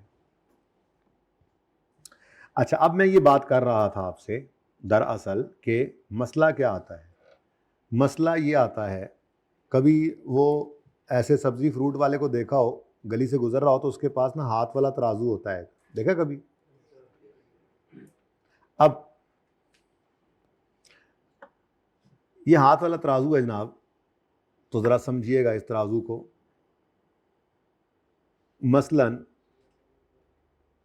हमने ऑर्डरिंग कॉस्ट से तंग आकर एक ही दफ़ा सामान मंगवा लिया, अब इससे फिक्स्ड ऑर्डरिंग कॉस्ट पे क्या असर पड़ेगा? फिक्स्ड पे कुछ नहीं होता, फिक्स्ड पे कोई असर नहीं पड़ता, फिक्स्ड ऑर्डरिंग कॉस्ट वही रहनी है। तो इसका मतलब मैं अब मकसद ये बात करने का क्या था कि मैं अब ऑनवर्ड्स बात किसकी कर रहा हूँ, वेरिएबल ऑर्डरिंग कॉस्ट। प्यार से हम इसको VOC लिख लेंगे। ओके, तो अगर हमने, भाई ने तंग आके डिलीवरी चार्जेस से, ट्रांसपोर्टेशन से, इसने कहा छोड़ो यार 10 ऑर्डर 10 बार ट्रक वाला किराया ले लेता है, हम ना 2 दफ़ा साल में मंगवा लेंगे, क्या ख्याल है? देखो कराची से मंगवाना है, एक दफ़ा 50,000 एक दफ़ा मंगवाते हैं, 50,000 दूसरी दफ़ा मंगवा लेते हैं। अब इससे आपकी जो वेरिएबल ऑर्डरिंग कॉस्ट थी उसका पलड़ा बहुत हल्का हो गया और वो हवा में उड़ने लगा। लेकिन दूसरी तरफ ये क्यों पलड़ा हवा में उड़ गया है? दूसरी तरफ कौन सी चीज़ पड़ी थी? वेरिएबल, हाँ, फिक्स नहीं, सिर्फ कौन सी? वेरिएबल होल्डिंग कॉस्ट जो है उसका पलड़ा झुक जाएगा, नेकियों का पलड़ा झुक जाएगा, वो कामयाब है जी। तो वेरिएबल होल्डिंग कॉस्ट, ये बात समझ आई? क्योंकि अगर आपने ऑर्डर, बहुत बड़ा ऑर्डर साइज बढ़ने से नंबर ऑफ ऑर्डर्स कम होते हैं। ऑर्डर साइज, ये छोटी छोटी टर्म्स हैं जो आगे यूज होनी है, ये ध्यान से इस वक्त सीख लोगे तो आगे टॉपिक में कुछ भी नहीं बचेगा। ऑर्डर साइज बढ़ाने से नंबर ऑफ ऑर्डर्स कम होते हैं, एग्रीड और नॉट? हमारा पहले ऑर्डर साइज क्या था? 10,000 मार्कर इकट्ठे मंगवाते हैं कराची से। भाई नए कॉस्ट अकाउंटेंट आए हमारे, उन्होंने कहा जी बहुत ऑर्डरिंग कॉस्ट है, आप यूं करें, आप 50,000 कर दें ऑर्डर साइज। ऑर्डर साइज क्या कर दें? इससे क्या होगा, नंबर ऑफ ऑर्डर्स, पहले लाख मार्कर हमारी रिक्वायरमेंट थी साल की, तो 10 ऑर्डर्स मंगवाते थे, ऑर्डर साइज बढ़ाकर 50,000 किया, नंबर ऑफ ऑर्डर्स कम होके 2 रह गए। तो वेरिएबल ऑर्डरिंग कॉस्ट जो कि पर ऑर्डर होती हैं वो क्या हो गई? कम। लेकिन एट द सेम टाइम अब 50,000 को संभालना पड़ेगा या नहीं संभालना पड़ेगा? तो उसमें संभालने की भी कॉस्ट है, ठीक है? तो वो वेरिएबल होल्डिंग कॉस्ट जो है वो फिर क्या हो जाएगी? इंक्रीज। आप इससे तंग हुए, आपने कहा यार ये तो कोई बात ना हुई, ये तो बहुत होल्डिंग कॉस्ट पड़ गई है, तो यूं कर लेते हैं, हम ऑर्डर साइज और छोटा कर देते हैं। ये होल्डिंग कॉस्ट ने बड़ा दिमाग सताया हमें, तो हम क्या कर लें, बोलो? अब हमने जब नंबर ऑफ ऑर्डर्स, हमने कहा यार हजार करके मंगवाते हैं TCS के जरिए, हजार। अगर ग्राहक आए, ग्राहक फोन करेगा मैं कल आ रहा हूं, कहेंगे यार कल नहीं परसों आना, हम जरा ऑर्डर कर लें, हैं? तो हम ऐसे चल रहे हैं, हमने हजार का ऑर्डर साइज कर दिया। जैसे ही हमने ये ऑर्डर साइज 1000 पे किया, शायद हमें होल्डिंग कॉस्ट 1 रुपया ना पड़े, ये बहुत मिनिमम पड़े, छोटी सी एक, जब हमने अलमारी सी बस किराए पे ले ली है जिसके अंदर हम 1000 मार्कर रखते हैं और फिर वो जैसे ही बिक जाते हैं फिर उसमें 1000 रख लेते हैं, तो होल्डिंग कॉस्ट तो ना होने के बराबर होगी। वेयर हाउस कहाँ पे रखना है हमने, यहीं पे रख लेते हैं, दुकान में साइड पे। लेकिन अगर 1000 मार्कर एक बार मंगवाने हैं और लाख आपके मार्कर की रिक्वायरमेंट है, तो कितने ऑर्डर्स? 100 ऑर्डर साल में करोगे, तो फिर कौन सा पलड़ा झुक गया? ठीक है, तो आपका वेरिएबल ऑर्डरिंग कॉस्ट का पलड़ा भारी हो गया, लेकिन एट द सेम टाइम तो जिस कॉस्ट से तंग आके आपने उसको कम करने की कोशिश की, दूसरी कॉस्ट ने उसके ऑपोजिट, तो ये दोनों एक दूसरे की दुश्मन कॉस्ट हैं। आप ऑर्डरिंग कॉस्ट कम करने के लिए नंबर ऑफ ऑर्डर्स कम करेंगे तो ऑर्डर साइज बढ़ाएंगे, जब ऑर्डर साइज बढ़ाएंगे तो चीजें इकट्ठी आएंगी तो होल्डिंग कॉस्ट बढ़ जाएगी। आप होल्डिंग कॉस्ट से तंग आके सताए हुए होल्डिंग कॉस्ट के आप ऑर्डर साइज कम करेंगे तो होल्डिंग कॉस्ट तो कम होगी लेकिन उधर ऑर्डरिंग कॉस्ट बढ़ जाएगी। तो फिर कहां पर मिनिमम होंगी ये कॉस्ट? ये तो हम हिट एंड ट्रायल ही करते रहे, जहां पे बराबर होगी। वैसे सही कह रहे हैं भाई इत्तेफाक से, जहां पे ये दोनों बराबर हो जाएं वो मिनिमम है, और उसको कहा जाता है इकोनॉमिक ऑर्डर क्वांटिटी। क्या कहा जाता है जी? इकोनॉमिक ऑर्डर क्वांटिटी वो है जिसपे इन्वेंट्री रिलेटेड ये दोनों cost, ordering variable ordering cost और वेरिएबल होल्डिंग कॉस्ट जो हैं ये बराबर हो जाएं, इसको कहते हैं मिनिमम कॉस्ट लेवल पे। ये किस पर हुआ करती हैं? इकोनॉमिक ऑर्डर क्वांटिटी लेवल पे। लेकिन ये हिट एंड ट्रायल से नहीं निकालना हमने, इसके लिए मैथमेटिशियंस ने हमें एक फॉर्मूला ड्राइव करके दे दिया। डेरिवेशन हमारे सिलेबस में नहीं है, वो फॉर्मूला बस हम देख लेंगे, उसको अप्लाई करेंगे। तो मिनिमम कॉस्ट कहां पर होंगी? जब ये दोनों बिल्कुल बराबर हो जाएं। तो तराजू ऐसे बराबर हो गया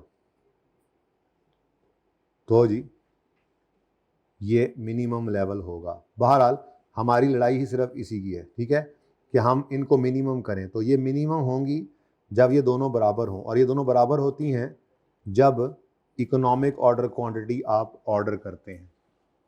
इकोनॉमिक, अच्छा ये बराबर नहीं रहेंगी, ये रूल गलत होगा जब सेफ्टी स्टॉक का कॉन्सेप्ट आएगा। सेफ्टी स्टॉक क्या होता है कि हम कुछ वैसे ही अपने पास रखते हैं एक्स्ट्रा, तो उसको ज़रा साइड पे कर दें। फिलहाल अगर सेफ्टी स्टॉक को साइड पे कर दें तो वेरिएबल ऑर्डरिंग कॉस्ट और variable holding cost economic order quantity पे मिनिमम होती हैं, और ये वो लेवल है जिस पे आपकी दोनों कॉस्ट बराबर भी हैं, मिनिमम भी हैं बराबर भी हैं, ठीक है। ये फिर चेक करेंगे अब इंशाल्लाह हम। तो फिलहाल तो आपको मसला समझ में आ गया। इन्वेंट्री रिलेटेड कॉस्ट, इस टॉपिक का मकसद क्या है? इनको मिनिमम करना, इन्वेंट्री रिलेटेड कॉस्ट को मिनिमम करना, ये इस टॉपिक का मकसद है। अब कौन सी रिलेटेड कॉस्ट है? एक तो उस इन्वेंट्री खरीदने की कॉस्ट है। अब मैंने कहा फिलहाल 2 दिन हमारा बल्क क्वांटिटी डिस्काउंट है ही नहीं, जितना मर्जी खरीद लो, परचेज कॉस्ट क्या रहनी है? सेम। अगर परचेज कॉस्ट चेंज नहीं होनी है तो फिर हमारे डिसीजन के लिए ये क्या हो गई? इररेलेवेंट। अनलेस के बल्क क्वांटिटी डिस्काउंट आ जाए, वो आएगा तो फिर परचेज कॉस्ट भी रेलेवेंट हो जाएगी। फिलहाल वो नहीं है, साइड पे कर दिया हमने। दूसरी चीजें रह गई अब 2, वेरिएबल ऑर्डरिंग कॉस्ट और वेरिएबल, काम की सिर्फ यही 2 हैं, बाकी सारी डिस्कशन मैंने की है आपके साथ। लेकिन मेरे लिए यहाँ पर रेलेवेंट क्या है? वो कॉस्ट जो नंबर ऑफ ऑर्डर के बदलने से बदलें, वेरिएबल ऑर्डरिंग कॉस्ट। वो कॉस्ट जो होल्डिंग नंबर ऑफ यूनिट ज्यादा होल्ड करने से ज्यादा हो जाए और कम होने से कम हो जाए, variable holding cost per unit per annum, ठीक है। तो ये जो है इनमें इक्विलिब्रियम क्रिएट करना है, इनको हम मिनिमम रखना चाहेंगे। अब दोनों मसले हैं ना, स्टॉक आउट हो जाए, गाहक चला जाए तब भी नुकसान है, तो उसको उससे बचने के लिए चलो वो फिलहाल स्टॉक आउट को साइड पे रखें, वो आगे जाके पढ़ेंगे ऑप्टिमल सेफ्टी स्टॉक और रीऑर्डर लेवल पे जाके। फिलहाल सादा बात, ऑर्डरिंग कॉस्ट और होल्डिंग कॉस्ट, ये इन्वेंट्री रिलेटेड कॉस्ट जो है दोनों, ये मिनिमम रखना चाहेंगे हम। और ये मिनिमम किस लेवल पे होती हैं? ईओक्यू लेवल पे। किस पे? ईओक्यू कहते हैं इकोनॉमिक ऑर्डर क्वांटिटी पे, ठीक है जी। तो अब फिर अगली बात क्या है? इसका फॉर्मूला। तो तीसरी बात जो मैं आज आपको पढ़ा रहा हूं वो क्या है? ईओक्यू का formula. EOQ, economic order quantity. EOQ का फॉर्मूला क्या है जी? किसी ने पढ़ा हो जी? किसी ने पढ़ा हो? किसी ने सुना हुआ? मैं बताता हूं। 2 into annual purchase requirement, APR प्यार से मैं लिख रहा हूं। एपीआर क्या है जी? Annual purchase. जो मैंने भी आपको बोला था, लाख मार्कर मेरी annual requirement, annual demand, annual purchase requirement. जो डिमांड है वही खरीदूंगा ना, तो पूरे साल में मुझे टोटल कितने मार्कर्स चाहिए? 1 लाख। ये मेरी क्या है? Annual purchase. ये 2 क्या है? ये फॉर्मूला मैथमेटिशियन ने लगा कर दिया था, ये 2 उसका है, ठीक है ना, इसलिए 2 कुछ नहीं है। Okay, annual purchase requirement into variable ordering cost per order, variable ordering cost per order. अब इसमें ये नहीं होगा कि एक ही होगी, ये 2-3 मिलजुल कर बनेगी इंशाल्लाह मुश्किल सवालों में जाके, लेकिन फिलहाल तो शुरू वाले सवालों में बस ये इकट्ठी 1-2 दी हुई होंगी, ठीक है। और डिवाइड करेंगे इसको variable holding cost per unit per annum से, ठीक है जी। और इस सारे का हम ले लेंगे अंडर रूट,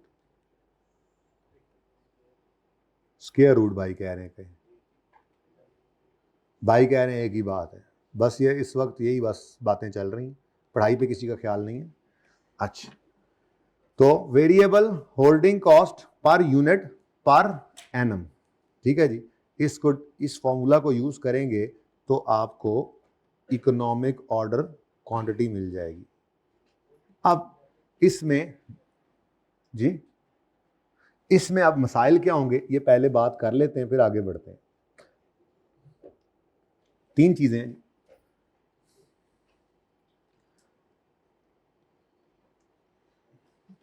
सबसे पहली चीज है एनुअल परचेज रिक्वायरमेंट। ये मसला आपको आएगा, एनुअल परचेज रिक्वायरमेंट ऐसे नहीं सीधी गिवन होगी जी 1 लाख यूनिट में चाहिए, तो हो भी सकती है सवालों में गिवन, लेकिन इसमें मसाइल आ सकते हैं, ठीक है। तो एनुअल परचेज रिक्वायरमेंट सबसे आइडियल सिनेरियो आपको गिवन हो सकती है,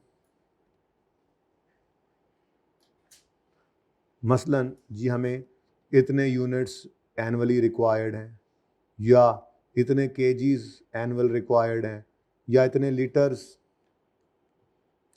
इतने मीटर्स, तो ये गिवन भी हो सकता है सवाल में, यूनिट्स में, केजीज में, लीटर्स में, मीटर्स में। तो ये तो हो गया ना जी आइडियल सिनेरियो, गिवन। लेकिन इतना अच्छा एग्जामिनर कहाँ, अक्सर ऐसा होगा कि ये मिसिंग होगी सवाल में, एनुअल परचेज रिक्वायरमेंट क्या होगी जी, सवाल में मिसिंग होगी। अगर मिसिंग होगी तो क्या करेंगे भाई, निकालेंगे, जाहिर सी बात है। अब वो मिसिंग होगी तो 2 तरीकों से निकल सकती है फिर, ठीक है जी। स्टॉक्स को यूज करके निकाल सकते हैं आप, ये भी आपने पहले सीखा हुआ है।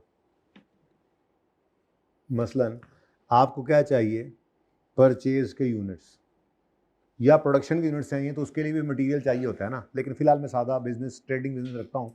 आपने अभी हमने कहा कि हमें सेल करने हैं मसलन 1 लाख यूनिट्स डिमांड है हमारी, लेकिन हमने 5,000 का स्टॉक भी रखना है हर वक्त, तो आप फिर परचेज के यूनिट्स कैसे निकालेंगे, वही अपनी equation, opening plus purchase less closing is equal to sale. अगर इसमें परचेज की फिगर मिसिंग है तो रीअरेंज करेंगे, तो आप अपने स्टॉक्स को यूज करके निकाल सकते हैं एनुअल परचेज रिक्वायरमेंट, ठीक है जी। तो स्टॉक्स को यूज करेंगे, अरे इधर ले आए,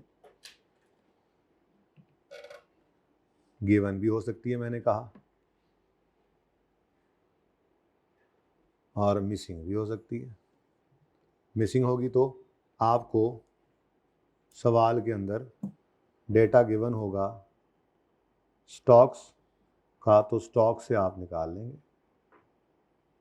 कैसे जी, ओपनिंग, अपनी इक्वेशन लिख लें, ओपनिंग स्टॉक, अब मैं ओपनिंग स्टॉक लिख रहा हूँ, फिनिश गुड्स का भी हो सकता है, अच्छा रॉ मटेरियल का भी तो हो सकता है ना, रॉ मटेरियल परचेज करना है और उससे बनानी फिनिश गुड्स है। अब वो सवाल में कहेगा हमें मिसाल के तौर पे ये 50,000 बैग साल पूरे में बनाने हैं, और इस एक बैग के बनने के ऊपर 5 मीटर कपड़ा लगता है, तो हम कितना मीटर कपड़ा एनुअल हमारी रिक्वायरमेंट है, 50,000 इंटू 5, 50,000 इंटू 5, 2.5 लाख मीटर हमें चाहिए पूरे साल में। तो आपने रॉ मटेरियल की भी एनुअल परचेज रिक्वायरमेंट निकाल ली, ठीक है। तो एनुअल परचेज रिक्वायरमेंट आप इन स्टॉक्स से निकाल सकते हैं। प्रोडक्शन अगर मैन्युफैक्चरिंग बिजनेस है, और परचेज ले लेंगे अगर ट्रेडिंग बिजनेस है, ठीक है जी। लेस करेंगे इसमें से क्लोजिंग स्टॉक, तो पहुंच जाते होते हैं आप सेल के ऊपर। अब इसको रीअरेंज कर सकते हैं आप, तो रीअरेंज करेंगे क्या, हम जाहिर सी बात है हमने एनुअल परचेज रिक्वायरमेंट निकालनी होगी, तो वो सेल की फिगर देगा, वो स्टॉक्स बताएगा, और हम परचेज की फिगर फिर निकाल लिया करेंगे, ठीक है जी। अच्छा, दूसरा तरीका क्या हो सकता है जी पॉसिबल, कोई वैसे ही बता दे, कोई वैसे ही बता दे, गलत बता दे, किया हुआ है आपने वो भी,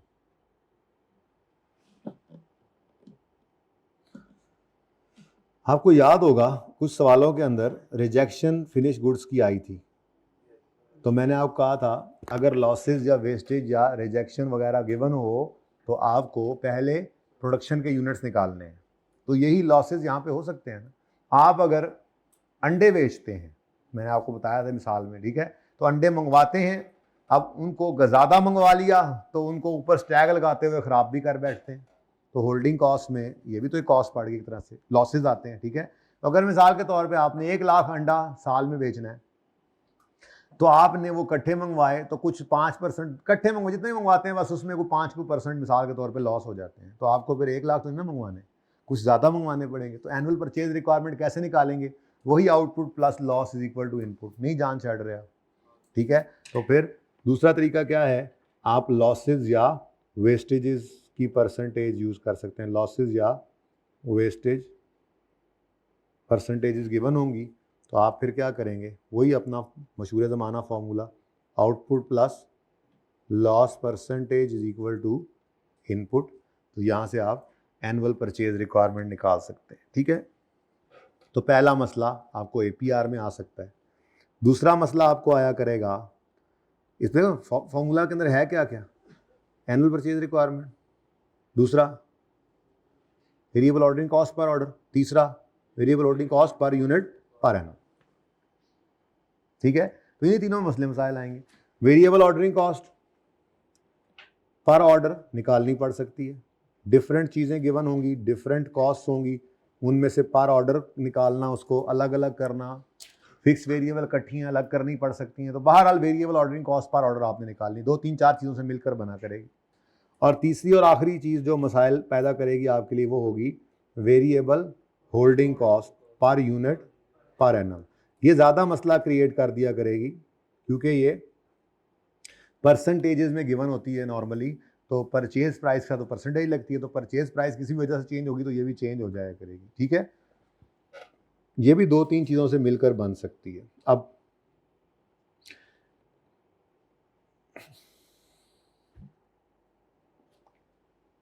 तो पहली चीज़ क्या है जी, फॉर्मूला लगाएंगे हम ईओक्यू का और ईओक्यू निकालेंगे यूनिट्स के अंदर, ठीक है। दूसरी चीज़, हमें सवाल के अंदर वो यूं कहेगा कि बताओ जी टोटल कॉस्ट क्या हैं, calculate total costs at present level, यानी करंटली हम मिसाल के तौर पे 10,000 यूनिट्स मंगवाते हैं प्रेजेंट लेवल, और फिर वो कहेगा सवाल में ईओक्यू निकालो और फिर टोटल कॉस्ट्स इन दोनों पे निकाल कर बताओ टोटल कॉस्ट्स। प्रेजेंट लेवल के ऊपर भी टोटल कॉस्ट निकालो, कौन सी टोटल कॉस्ट, यही annual variable ordering cost, annual variable holding cost, क्योंकि एनुअल परचेज रिक्वायरमेंट और एनुअल परचेज रिक्वायरमेंट से आपने ऑर्डर क्वांटिटी, ये क्या है, ईओक्यू क्या है, ऑर्डर क्वांटिटी, क्या है, ऑर्डर क्वांटिटी, कितना ऑर्डर मंगवाएं, ऑर्डर साइज क्या हो। अब इस ऑर्डर साइज से डिटरमिन होती हैं बाकी दोनों चीजें, कौन कौन सी वाला, ऑर्डर साइज डिटरमिन करेगा कि नंबर ऑफ ऑर्डर्स कितने हैं, तो फिर वेरिएबल ऑर्डरिंग कॉस्ट इस पर डिपेंड करती है। फिर ऑर्डर साइज ही डिटरमिन करता है कि कितना है ऑर्डर का साइज, इसको होल्ड करने की कॉस्ट पड़नी है। तो ये दोनों कॉस्ट, ठीक है, ऑर्डर साइज से ही निकलती हैं, ऑर्डर क्वांटिटी या ऑर्डर साइज, ऑर्डर क्वांटिटी या ऑर्डर साइज, एक ही बात है ना। तो बोलो, छोटी छोटी चीजें हैं, इनको समझोगे तो आगे मसला हल होना है, वरना मुसीबत में पड़ जाओगे। अब इसके लिए हम एक टेबल बनाया करेंगे जी, ठीक है, जिसके अंदर हम ऑर्डर साइज को यूनिट्स के अंदर लिख लिया करेंगे, ठीक है जी। ईओक्यू और मसलन प्रेजेंट लेवल, करंट लेवल, और कौन सी दो कॉस्ट हमने यहां पे कैलकुलेट करनी हुआ करेंगी, एनुअल ऑर्डरिंग कॉस्ट्स और एनुअल होल्डिंग कॉस्ट्स।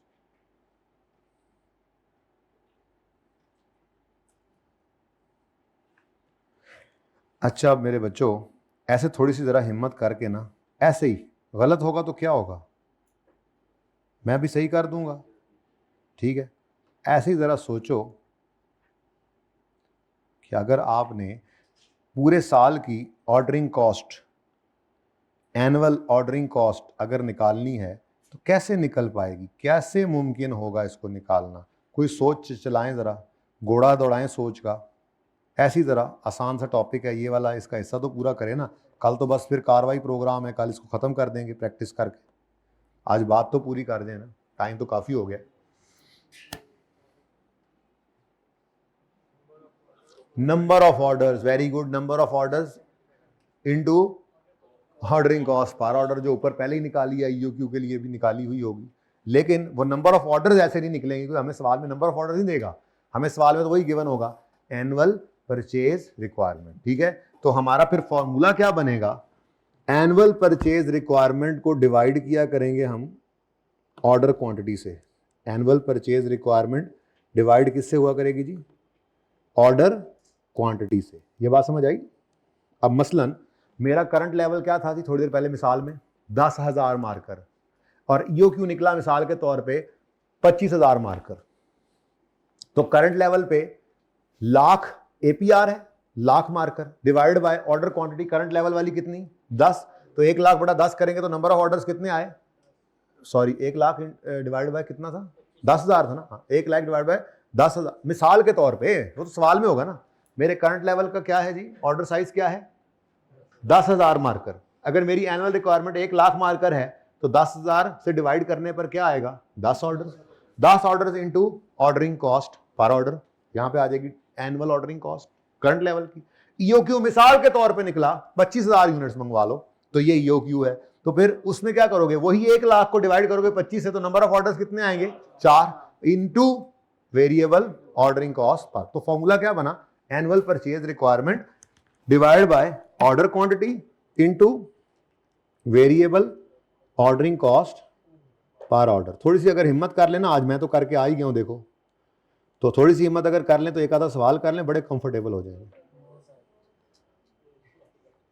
थोड़ी कुर्बानी देख लें मेरी आज, चलो आज इस वजह से पढ़ लें जरा ज्यादा। ओके, रेस्ट कबर में मिलेगा इंशाल्लाह। अच्छा जी, दूसरी चीज है जी एनुअल होल्डिंग कॉस्ट। अब इसके बारे में कुछ बताएं कोशिश करके। अच्छा, मैंने ऑफिस देखा आज तक अभी कितने 60वां लेक्चर है ना, यानी 60% मैंने लेक्चर्स पढ़ा लिए। कोई एक दिन मुझे ऐसा याद नहीं आता कि मैंने कहा हो चलो थोड़ा सा ज्यादा पढ़ लें और आपने कहा बिस्मिल्लाह इंशाल्लाह हम तैयार हैं अल्हम्दुलिल्लाह आप पढ़ा रहे। आज तक एक दफा ऐसा नहीं हुआ। जिस दिन चाय मंगवाई थी, तो आज चाय मंगवाऊं तो पढ़ोगे, चाहते भी है आज तो चाहते भी नहीं राजी हो। चलो फिर अब कल फिर देखेंगे, आज तो फिर बगैर सब किसी चीज के पढ़ो ना। कल तो खजूर पानी करेंगे ना इंशाल्लाह। अभी तो पैकिंग ना खोली अभी तो जी। ऑर्डर क्वांटिटी जैसे कि 10,000 या 25,000, ये 2 ऑर्डर क्वांटिटीज है ना, ठीक है। इस ऑर्डर क्वांटिटी को डिवाइड करना है 2 से, ठीक है। ये कहलाती है एवरेज इन्वेंट्री। क्या जी, एवरेज इन्वेंट्री, ठीक है ना, कि आपकी एवरेज इन्वेंट्री क्या होती है, order quantity divide by 2 average stock. यानी हर वक्त आपके पास ये तो रहता ही है। देखो ना, आपने मिसाल के तौर पे, मैं मिसाल से समझाता हूं, मैं जरा वो 25 वाला काम ही करूँ, है 25 जरा कम है। तो 25 अगर आपका ऑर्डर क्वांटिटी 25 है, तो इसका मतलब आप एक बार मंगवाएंगे कितने 25, ठीक है। तो ओपनिंग में कोई नहीं पड़ा था, यहाँ पे आपके पास कितने आ गए 25,000। फिर ये कम होते होते होते होते यहाँ पे फिर 0 हुए, फिर कितने आ गए, फिर कम होते होते 0 पे कितने आ गए, ठीक है। ये पहले वाला छोड़ दो फिर मिसाल के तौर पे, ठीक है। ऐसे ही चलते आओ, तो एवरेज इन्वेंट्री कितनी बनेगी आपकी। तो हमने कहा जी ओपनिंग, असल में ऑर्डर क्वांटिटी जो है ओपनिंग से इधर आना है ना, तो फिर 0 हो जाना है, यहाँ पे जाके इसने फिर क्या होना है 0। देखो यहाँ पे क्या ऐसे करते हैं, ठहरो तरतीब से, वैसे ही आगे जाके पढ़ना है।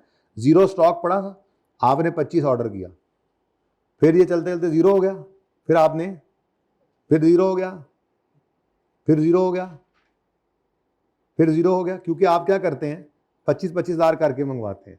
तो किसी भी वक्त आपके पास क्या पड़ा होगा 0 + 25 डिवाइड बाय 2 एवरेज स्टॉक। ये मैं बेसिकली बताना चाह रहा था आपको। एवरेज इन्वेंट्री, एवरेज हर वक्त आपके पास कितना पड़ा होगा 12.5 रुपए, 12.5 यूनिट्स तो हर वक्त ही होते हैं ना। ये एवरेज निकल आई, क्योंकि डे 1 पे आपके पास कितने पड़े होंगे पूरे 25,000, ठीक है।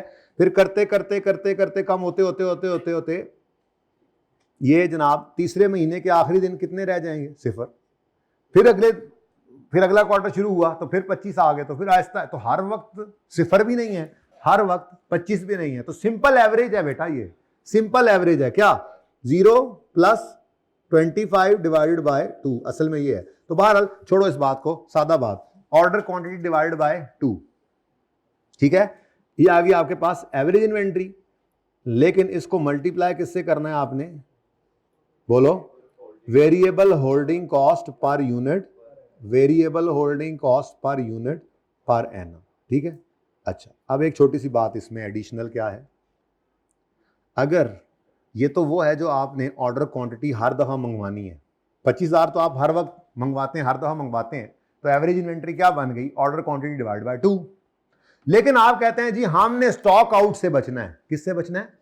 स्टॉक आउट का मतलब क्या होता है? जब ग्राहक आए, आप सुबह सुबह जनाब गए पेपरों की तैयारी करने, आप महीने घर चले जाएंगे ना, तो घर बैठे पढ़ रहे थे, 3-4 दिन बाद मस्जिद, असल में दरवाजे के सामने ही मस्जिद है, अल्लाह की तरफ से ही बस आप पे नाम हुआ है, तो घर से निकलते हैं मस्जिद, नमाज पढ़ते हैं, वापस घर, हर वक्त पढ़ी जाते हैं।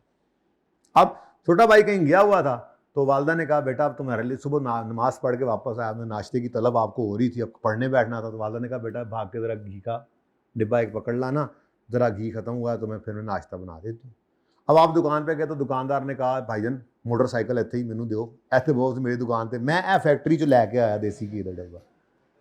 ऐसा होता है कभी कभी ऐसा कभी कभी होता है ना, तो फिर उस दुकान पे लोग भी कभी कभी जाते हैं, वो कहते हैं कि यार हम मोटरसाइकिल भी अपना देंगे, पेट्रोल भी अपना देंगे, 15 मिनट वेट भी करी, तो पढ़ना है इसने घर जाके इतना ज़्यादा सारा, तो इसके पास इतना टाइम है? तो भाई आपने गाहक को नहीं मोड़ना, वो साथ वाली दुकान पे चला जाएगा। तो स्टॉक आउट से बचने के लिए कुछ सेफ्टी स्टॉक रखते हैं। आप क्या करते हैं जी? तो उसको भी तो होल्ड करने की कॉस्ट आएगी, नहीं आएगी? एक तो वो एवरेज इन्वेंट्री है जो हर वक्त आपके पास रहती है, ये आपने जो ऑर्डर क्वांटिटी से निकाली है कि 25,000 तो आप मंगवाते हैं और फिर वो 0 होती है, फिर 25 मंगवाते हैं, फिर 0 होती है। अब कभी यार ऐसा भी तो होता है कि आपने ऑर्डर किया और आने में सामान थोड़ा लेट हो गया, तो बिल्कुल 0 करके आप मंगवाएंगे तो गाहक तो मुड़ने लग जाएंगे, तो कुछ सेफ्टी स्टॉक भी तो रखते हैं। तो एनुअल होल्डिंग कॉस्ट का फॉर्मूला क्या है? Order quantity divide by 2 plus safety stock, Shahbaz Sharif नहीं है ये, ठीक है, safety stock into variable holding cost per unit per annum, ठीक है जी। एक सवाल कर लो ना, मेरे कसम से मजा आ जाए, बस थोड़ा सा। अच्छा सुनो,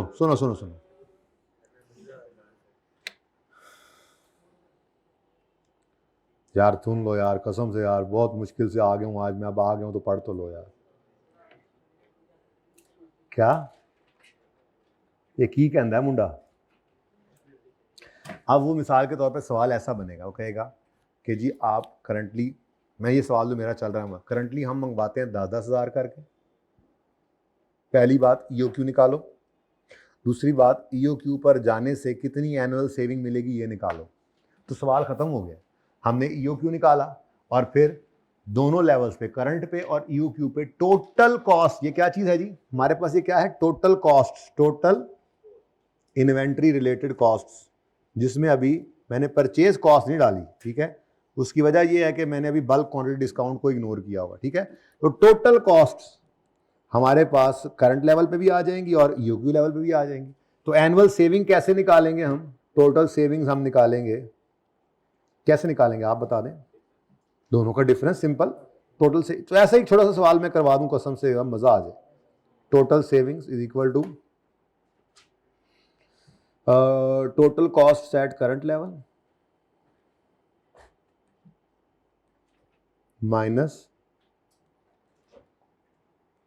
टोटल कॉस्ट एट EOQ, ठीक है जी। और कल इंशाल्लाह मैं आपके साथ यहाँ पर एक चौथी बात करूँगा, आज नहीं कर रहा वो, देखो डिस्काउंट लग गया आपको, वो डिस्काउंट की बात कल करेंगे इंशाल्लाह, कल सवाल आ गया तो ठीक है। तो फिलहाल एक छोटू सा सवाल मैं आपको इसका करा दूँ, फिर आपकी छुट्टी, ठीक है। उसके बाद बस आपने 2 सवाल उसके करके आने, 3 आया। चलो एक सवाल कर लो, फिर होमवर्क नहीं, ठीक है।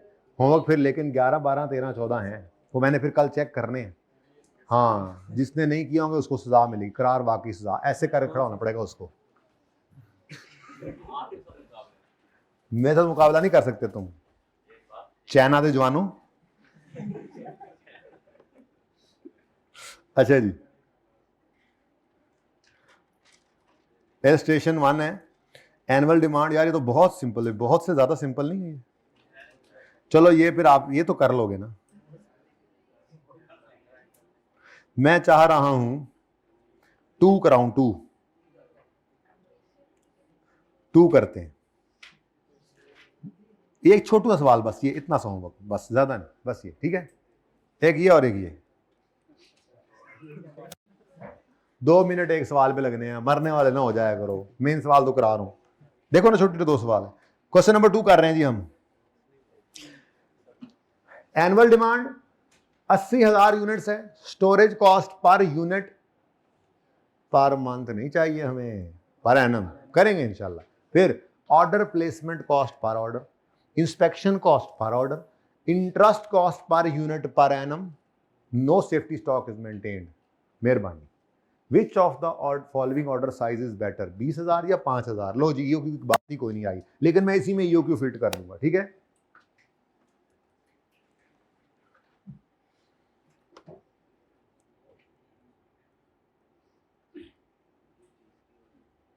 ठीक है, अच्छा चलो अब भाई देखो, बहुत सिंपल सवाल है। हमने अपना वही टेबल बनाना है जो अभी आपके सामने बनाया है। तो इलस्ट्रेशन क्वेश्चन 2 है हमारा, इलस्ट्रेशन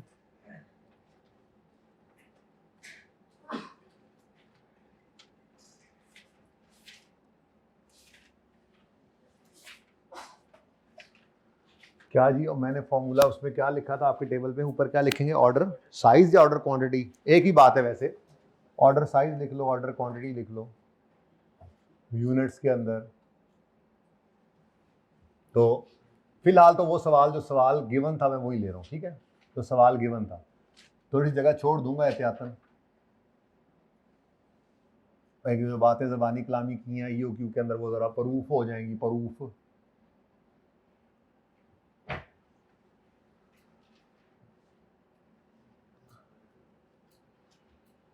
सवाल तो बस इतना है, ठीक है। कहता है कौन सा ऑर्डर साइज बेटर है, 20,000 यूनिट्स या 5,000? हमने कहा जी चेक करते हैं, ऐसे थोड़ी पता लगेगा हमें। एक है 20,000 यूनिट्स और दूसरा है जी 5,000 यूनिट्स। इन दोनों पे ordering cost, annual ordering cost और एनुअल होल्डिंग कॉस्ट क्या होनी है, डिफरेंट। तो फिर जिस पर मिनिमम होगी वो हमारे लिए बेटर। अब इस सवाल में ईओक्यू नहीं आया, ठीक है। अच्छा, अब हमने 2 कॉस्ट पकड़नी है, कौन कौन सी जी? एनुअल वेरिएबल ऑर्डरिंग कॉस्ट, पहला दिन है annual variable ordering cost. Formula अंग्रेजी में ही लिखना, मशवरा है। आगे 3 लेवल होंगे तो एपीआर, अच्छा एपीआर तो सेम ही रहनी है, वो आप बेशक लिख लो। क्या जी? 80,000 यूनिट्स क्या है एपीआर? क्या? एनुअल परचेज रिक्वायरमेंट या एनुअल डिमांड कह लें, ठीक है। तो मैंने यहां पर अंग्रेजी में लिख रहा हूं फॉर्मूला, एनुअल परचेज रिक्वायरमेंट जो कि 80,000 है, डिवाइड करेंगे इसको ऑर्डर साइज या ऑर्डर क्वांटिटी से। तो यहां से हमारे पास क्या आ जाएगा जी, नंबर ऑफ ऑर्डर्स, ठीक है जी। अब इसको मल्टीप्लाई करेंगे variable ordering cost per order, और ये हमें मिलेगी वर्किंग 1 से, क्योंकि ये एक चीज नहीं है, 2 चीजों से 3 चीजों से मिलकर बननी है। 2-3 चीजें थी ना, देखो, ट्रांसपोर्टेशन कॉस्ट पर ऑर्डर, फिर स्टोरेज कॉस्ट और order placement cost per order, inspection cost per order, बस जी।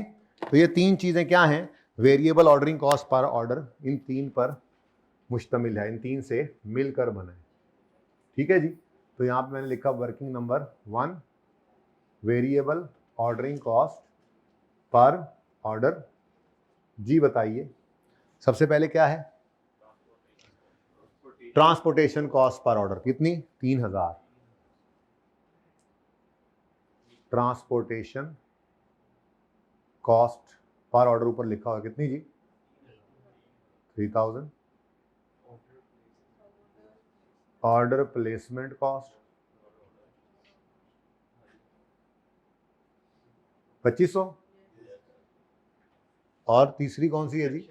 इंस्पेक्शन कॉस्ट पर ऑर्डर कितनी? 1000। इंस्पेक्शन कॉस्ट कितनी जी? 1000। 65 रुपये क्या है जी आपकी एनुअल।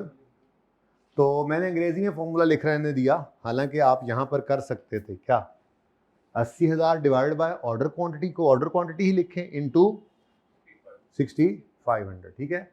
बल्कि ऐसे ही करता हूं मैं, वो अंग्रेजी में आपको लिख के दे दिया ना एक बार। तो रुपीज नहीं sorry 80,000 units divide by order quantity into 6500 पर ऑर्डर, ठीक है जी। तो कहां से मिला ये? Working number 1। अब वेरी सिंपल, क्या ख्याल है? 80,000 कैलकुलेटर पे लिखो, डिवाइडेड बाय 20,000 करो, इनटू 6500 करो, हैं 26,000। ओके, रुपीज में ही चल रहा है, यहां पे लिख लिया करेंगे रुपीज इन, 1000 रुपीज इन। आज तो नहीं लिखा फिलहाल, कल से लिख लेंगे, ठीक है, सही है। चलें आगे, नेक्स्ट। यही ऑर्डर साइज, ऑर्डर क्वांटिटी, तो ये एपीआर तो ये रहनी है, ऑर्डर साइज बदल गया। तो 80,000 डिवाइडेड बाय 5000 करेंगे तो नंबर ऑफ ऑर्डर्स बढ़ जाएंगे, ऑर्डर क्वांटिटी कम करेंगे तो नंबर ऑफ ऑर्डर्स बढ़ जाएंगे, और ऑर्डरिंग कॉस्ट भी बढ़ जाएगी। क्या आंसर है? यानी वही कहानी आ गई ना, ऑर्डर साइज हमने कम किया ऑर्डरिंग कॉस्ट से बचने के लिए, तो होल्डिंग कॉस्ट बढ़ गई बेताशा। चलो दूसरी भी तो कॉस्ट है, ये सिर्फ इससे तो डिसीजन नहीं हो सकता। दूसरी कॉस्ट क्या है जी? एनुअल, लेकिन कौन सी? Variable holding cost. क्या फॉर्मूला था जी इसका? Order quantity divided by 2 plus safety stock multiplied by variable holding cost per unit per annum. अब ऑर्डर क्वांटिटी तो अंग्रेजी में ही लिखनी है, ये भी ऐसे ही रहना है, सेफ्टी स्टॉक की जगह 0 आ जाएगा, लेकिन लिखा है तो सेफ्टी स्टॉक, ठीक है। ये हमें मिलेगी अब वर्किंग नंबर 2 से, क्योंकि ये भी सीधी सादी फिगर नहीं है। तो variable holding cost per unit per annum हमें चाहिए। बहुत आसान टॉपिक है ये, एंड पे जाके थोड़ा मुश्किल होता है, वो भी जरा उसकी नबज पकड़ी जाए तो वो भी आसान ही है, ऑप्टिमल सेफ्टी स्टॉक और रीऑर्डर लेवल, माना बहुत बहुत आसान टॉपिक है। देखो जी, ईओ की तो सबको ही आता होता है, इतना आसान है ये। हाँ जी, storage cost per unit per month है, पर मंथ नहीं चाहिए हमें, तो इंटू 12 कर देंगे। और उसके बाद इंटरेस्ट कॉस्ट तो उसने पर एनम ही दिया हुआ है, तो स्टोरेज कॉस्ट कितनी गिवन है जी? पर मंथ कितनी गिवन है? इनटू क्या कर दो? 12 मंथ्स, रुपीज में 40, ठीक है जी। और उसके बाद इंटरेस्ट कॉस्ट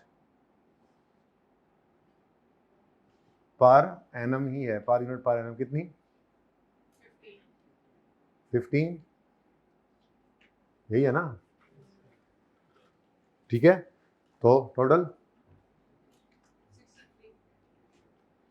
लो जी, अगर ऑर्डर क्वांटिटी 20,000 यूनिट्स है तो ज़्यादा है ऑर्डर का साइज, तो ये होल्डिंग कॉस्ट ज़्यादा आनी चाहिए। खैर चलें निकालते हैं कितनी आती है। तो 20,000 divided by 2 plus 0, safety stock होने का मेंटेन नहीं करते, इनटू या मैं 0 कर रहा हूँ, यहाँ पे 0 आ गया, ₹63 पर यूनिट पर एनम। पर्चे में PUPA लिखने की जरूरत नहीं, बस ₹63 लिखोगे, अभी लिखते रहो फिलहाल कुछ नहीं जी। 63 हो आप रखें ऑर्डर साइज बड़ा, नंबर ऑफ ऑर्डर्स कम करने के लिए। ऑर्डरिंग कॉस्ट तो बहुत कम है, लेकिन होल्डिंग कॉस्ट चेक करो। दूसरी तरफ आए तो 5,000 बटा 2 प्लस 0 इंटू 63,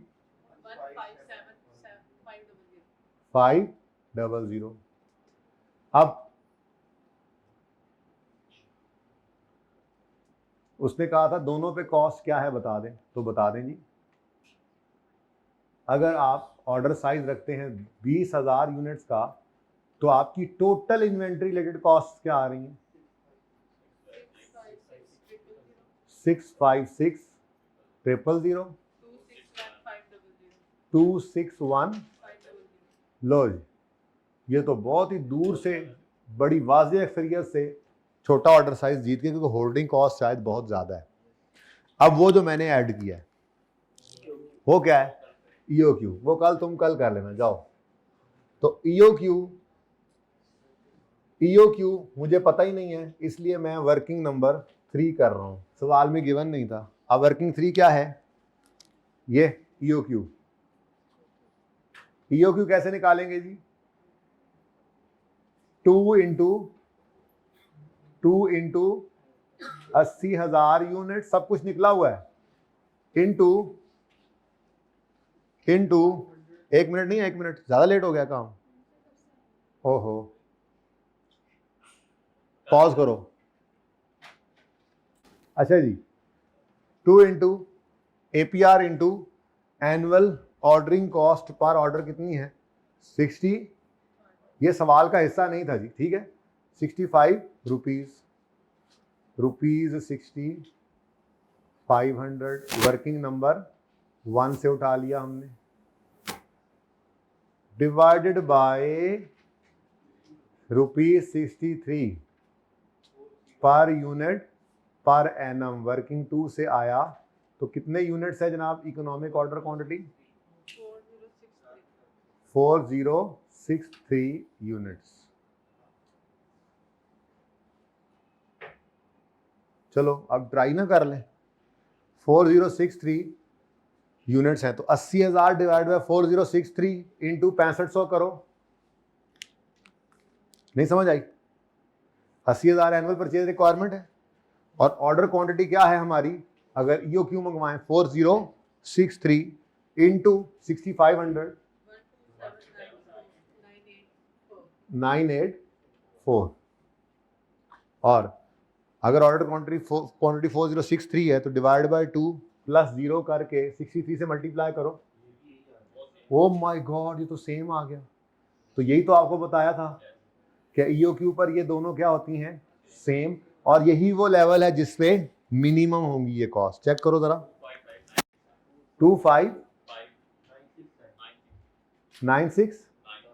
तो ये जरा राउंड साउंड फिगर नहीं है जरा, क्योंकि ऐसे ही मैंने सवाल यहां से बना लिया। बहरहाल ये, अब आप इससे मिसाल के तौर पे 4000 यूनिट्स पे ऐसी तरह ट्राई करें, 4000 ऐसी तरह ट्राई करें 4000 यूनिट्स। अगर आप ऑर्डर साइज 4000 रखते हैं तो क्या होगा?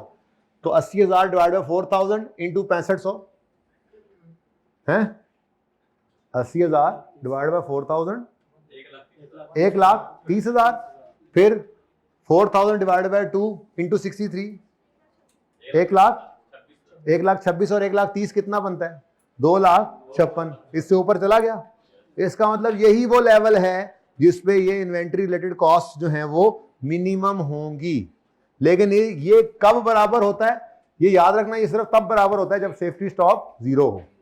अगर सेफ्टी स्टॉक 0 नहीं होगा तो ये दोनों बराबर नहीं होंगे। हाँ, वो अलग बात है कि होंगे फिर भी मिनिमम इसी लेवल पे, क्योंकि सेफ्टी स्टॉक तो हर जगह पे ही आ जाना है, वो तो हर जगह पे ही आना है, ठीक है।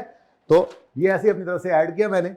EOQ वाला इस सवाल में था नहीं, तो अब आप वैसे चौथा सवाल भी कर सकते हैं, लेकिन चलें रहने दें, सिर्फ पहला और तीसरा कर लेना। ओके, अल्लाह हाफिज।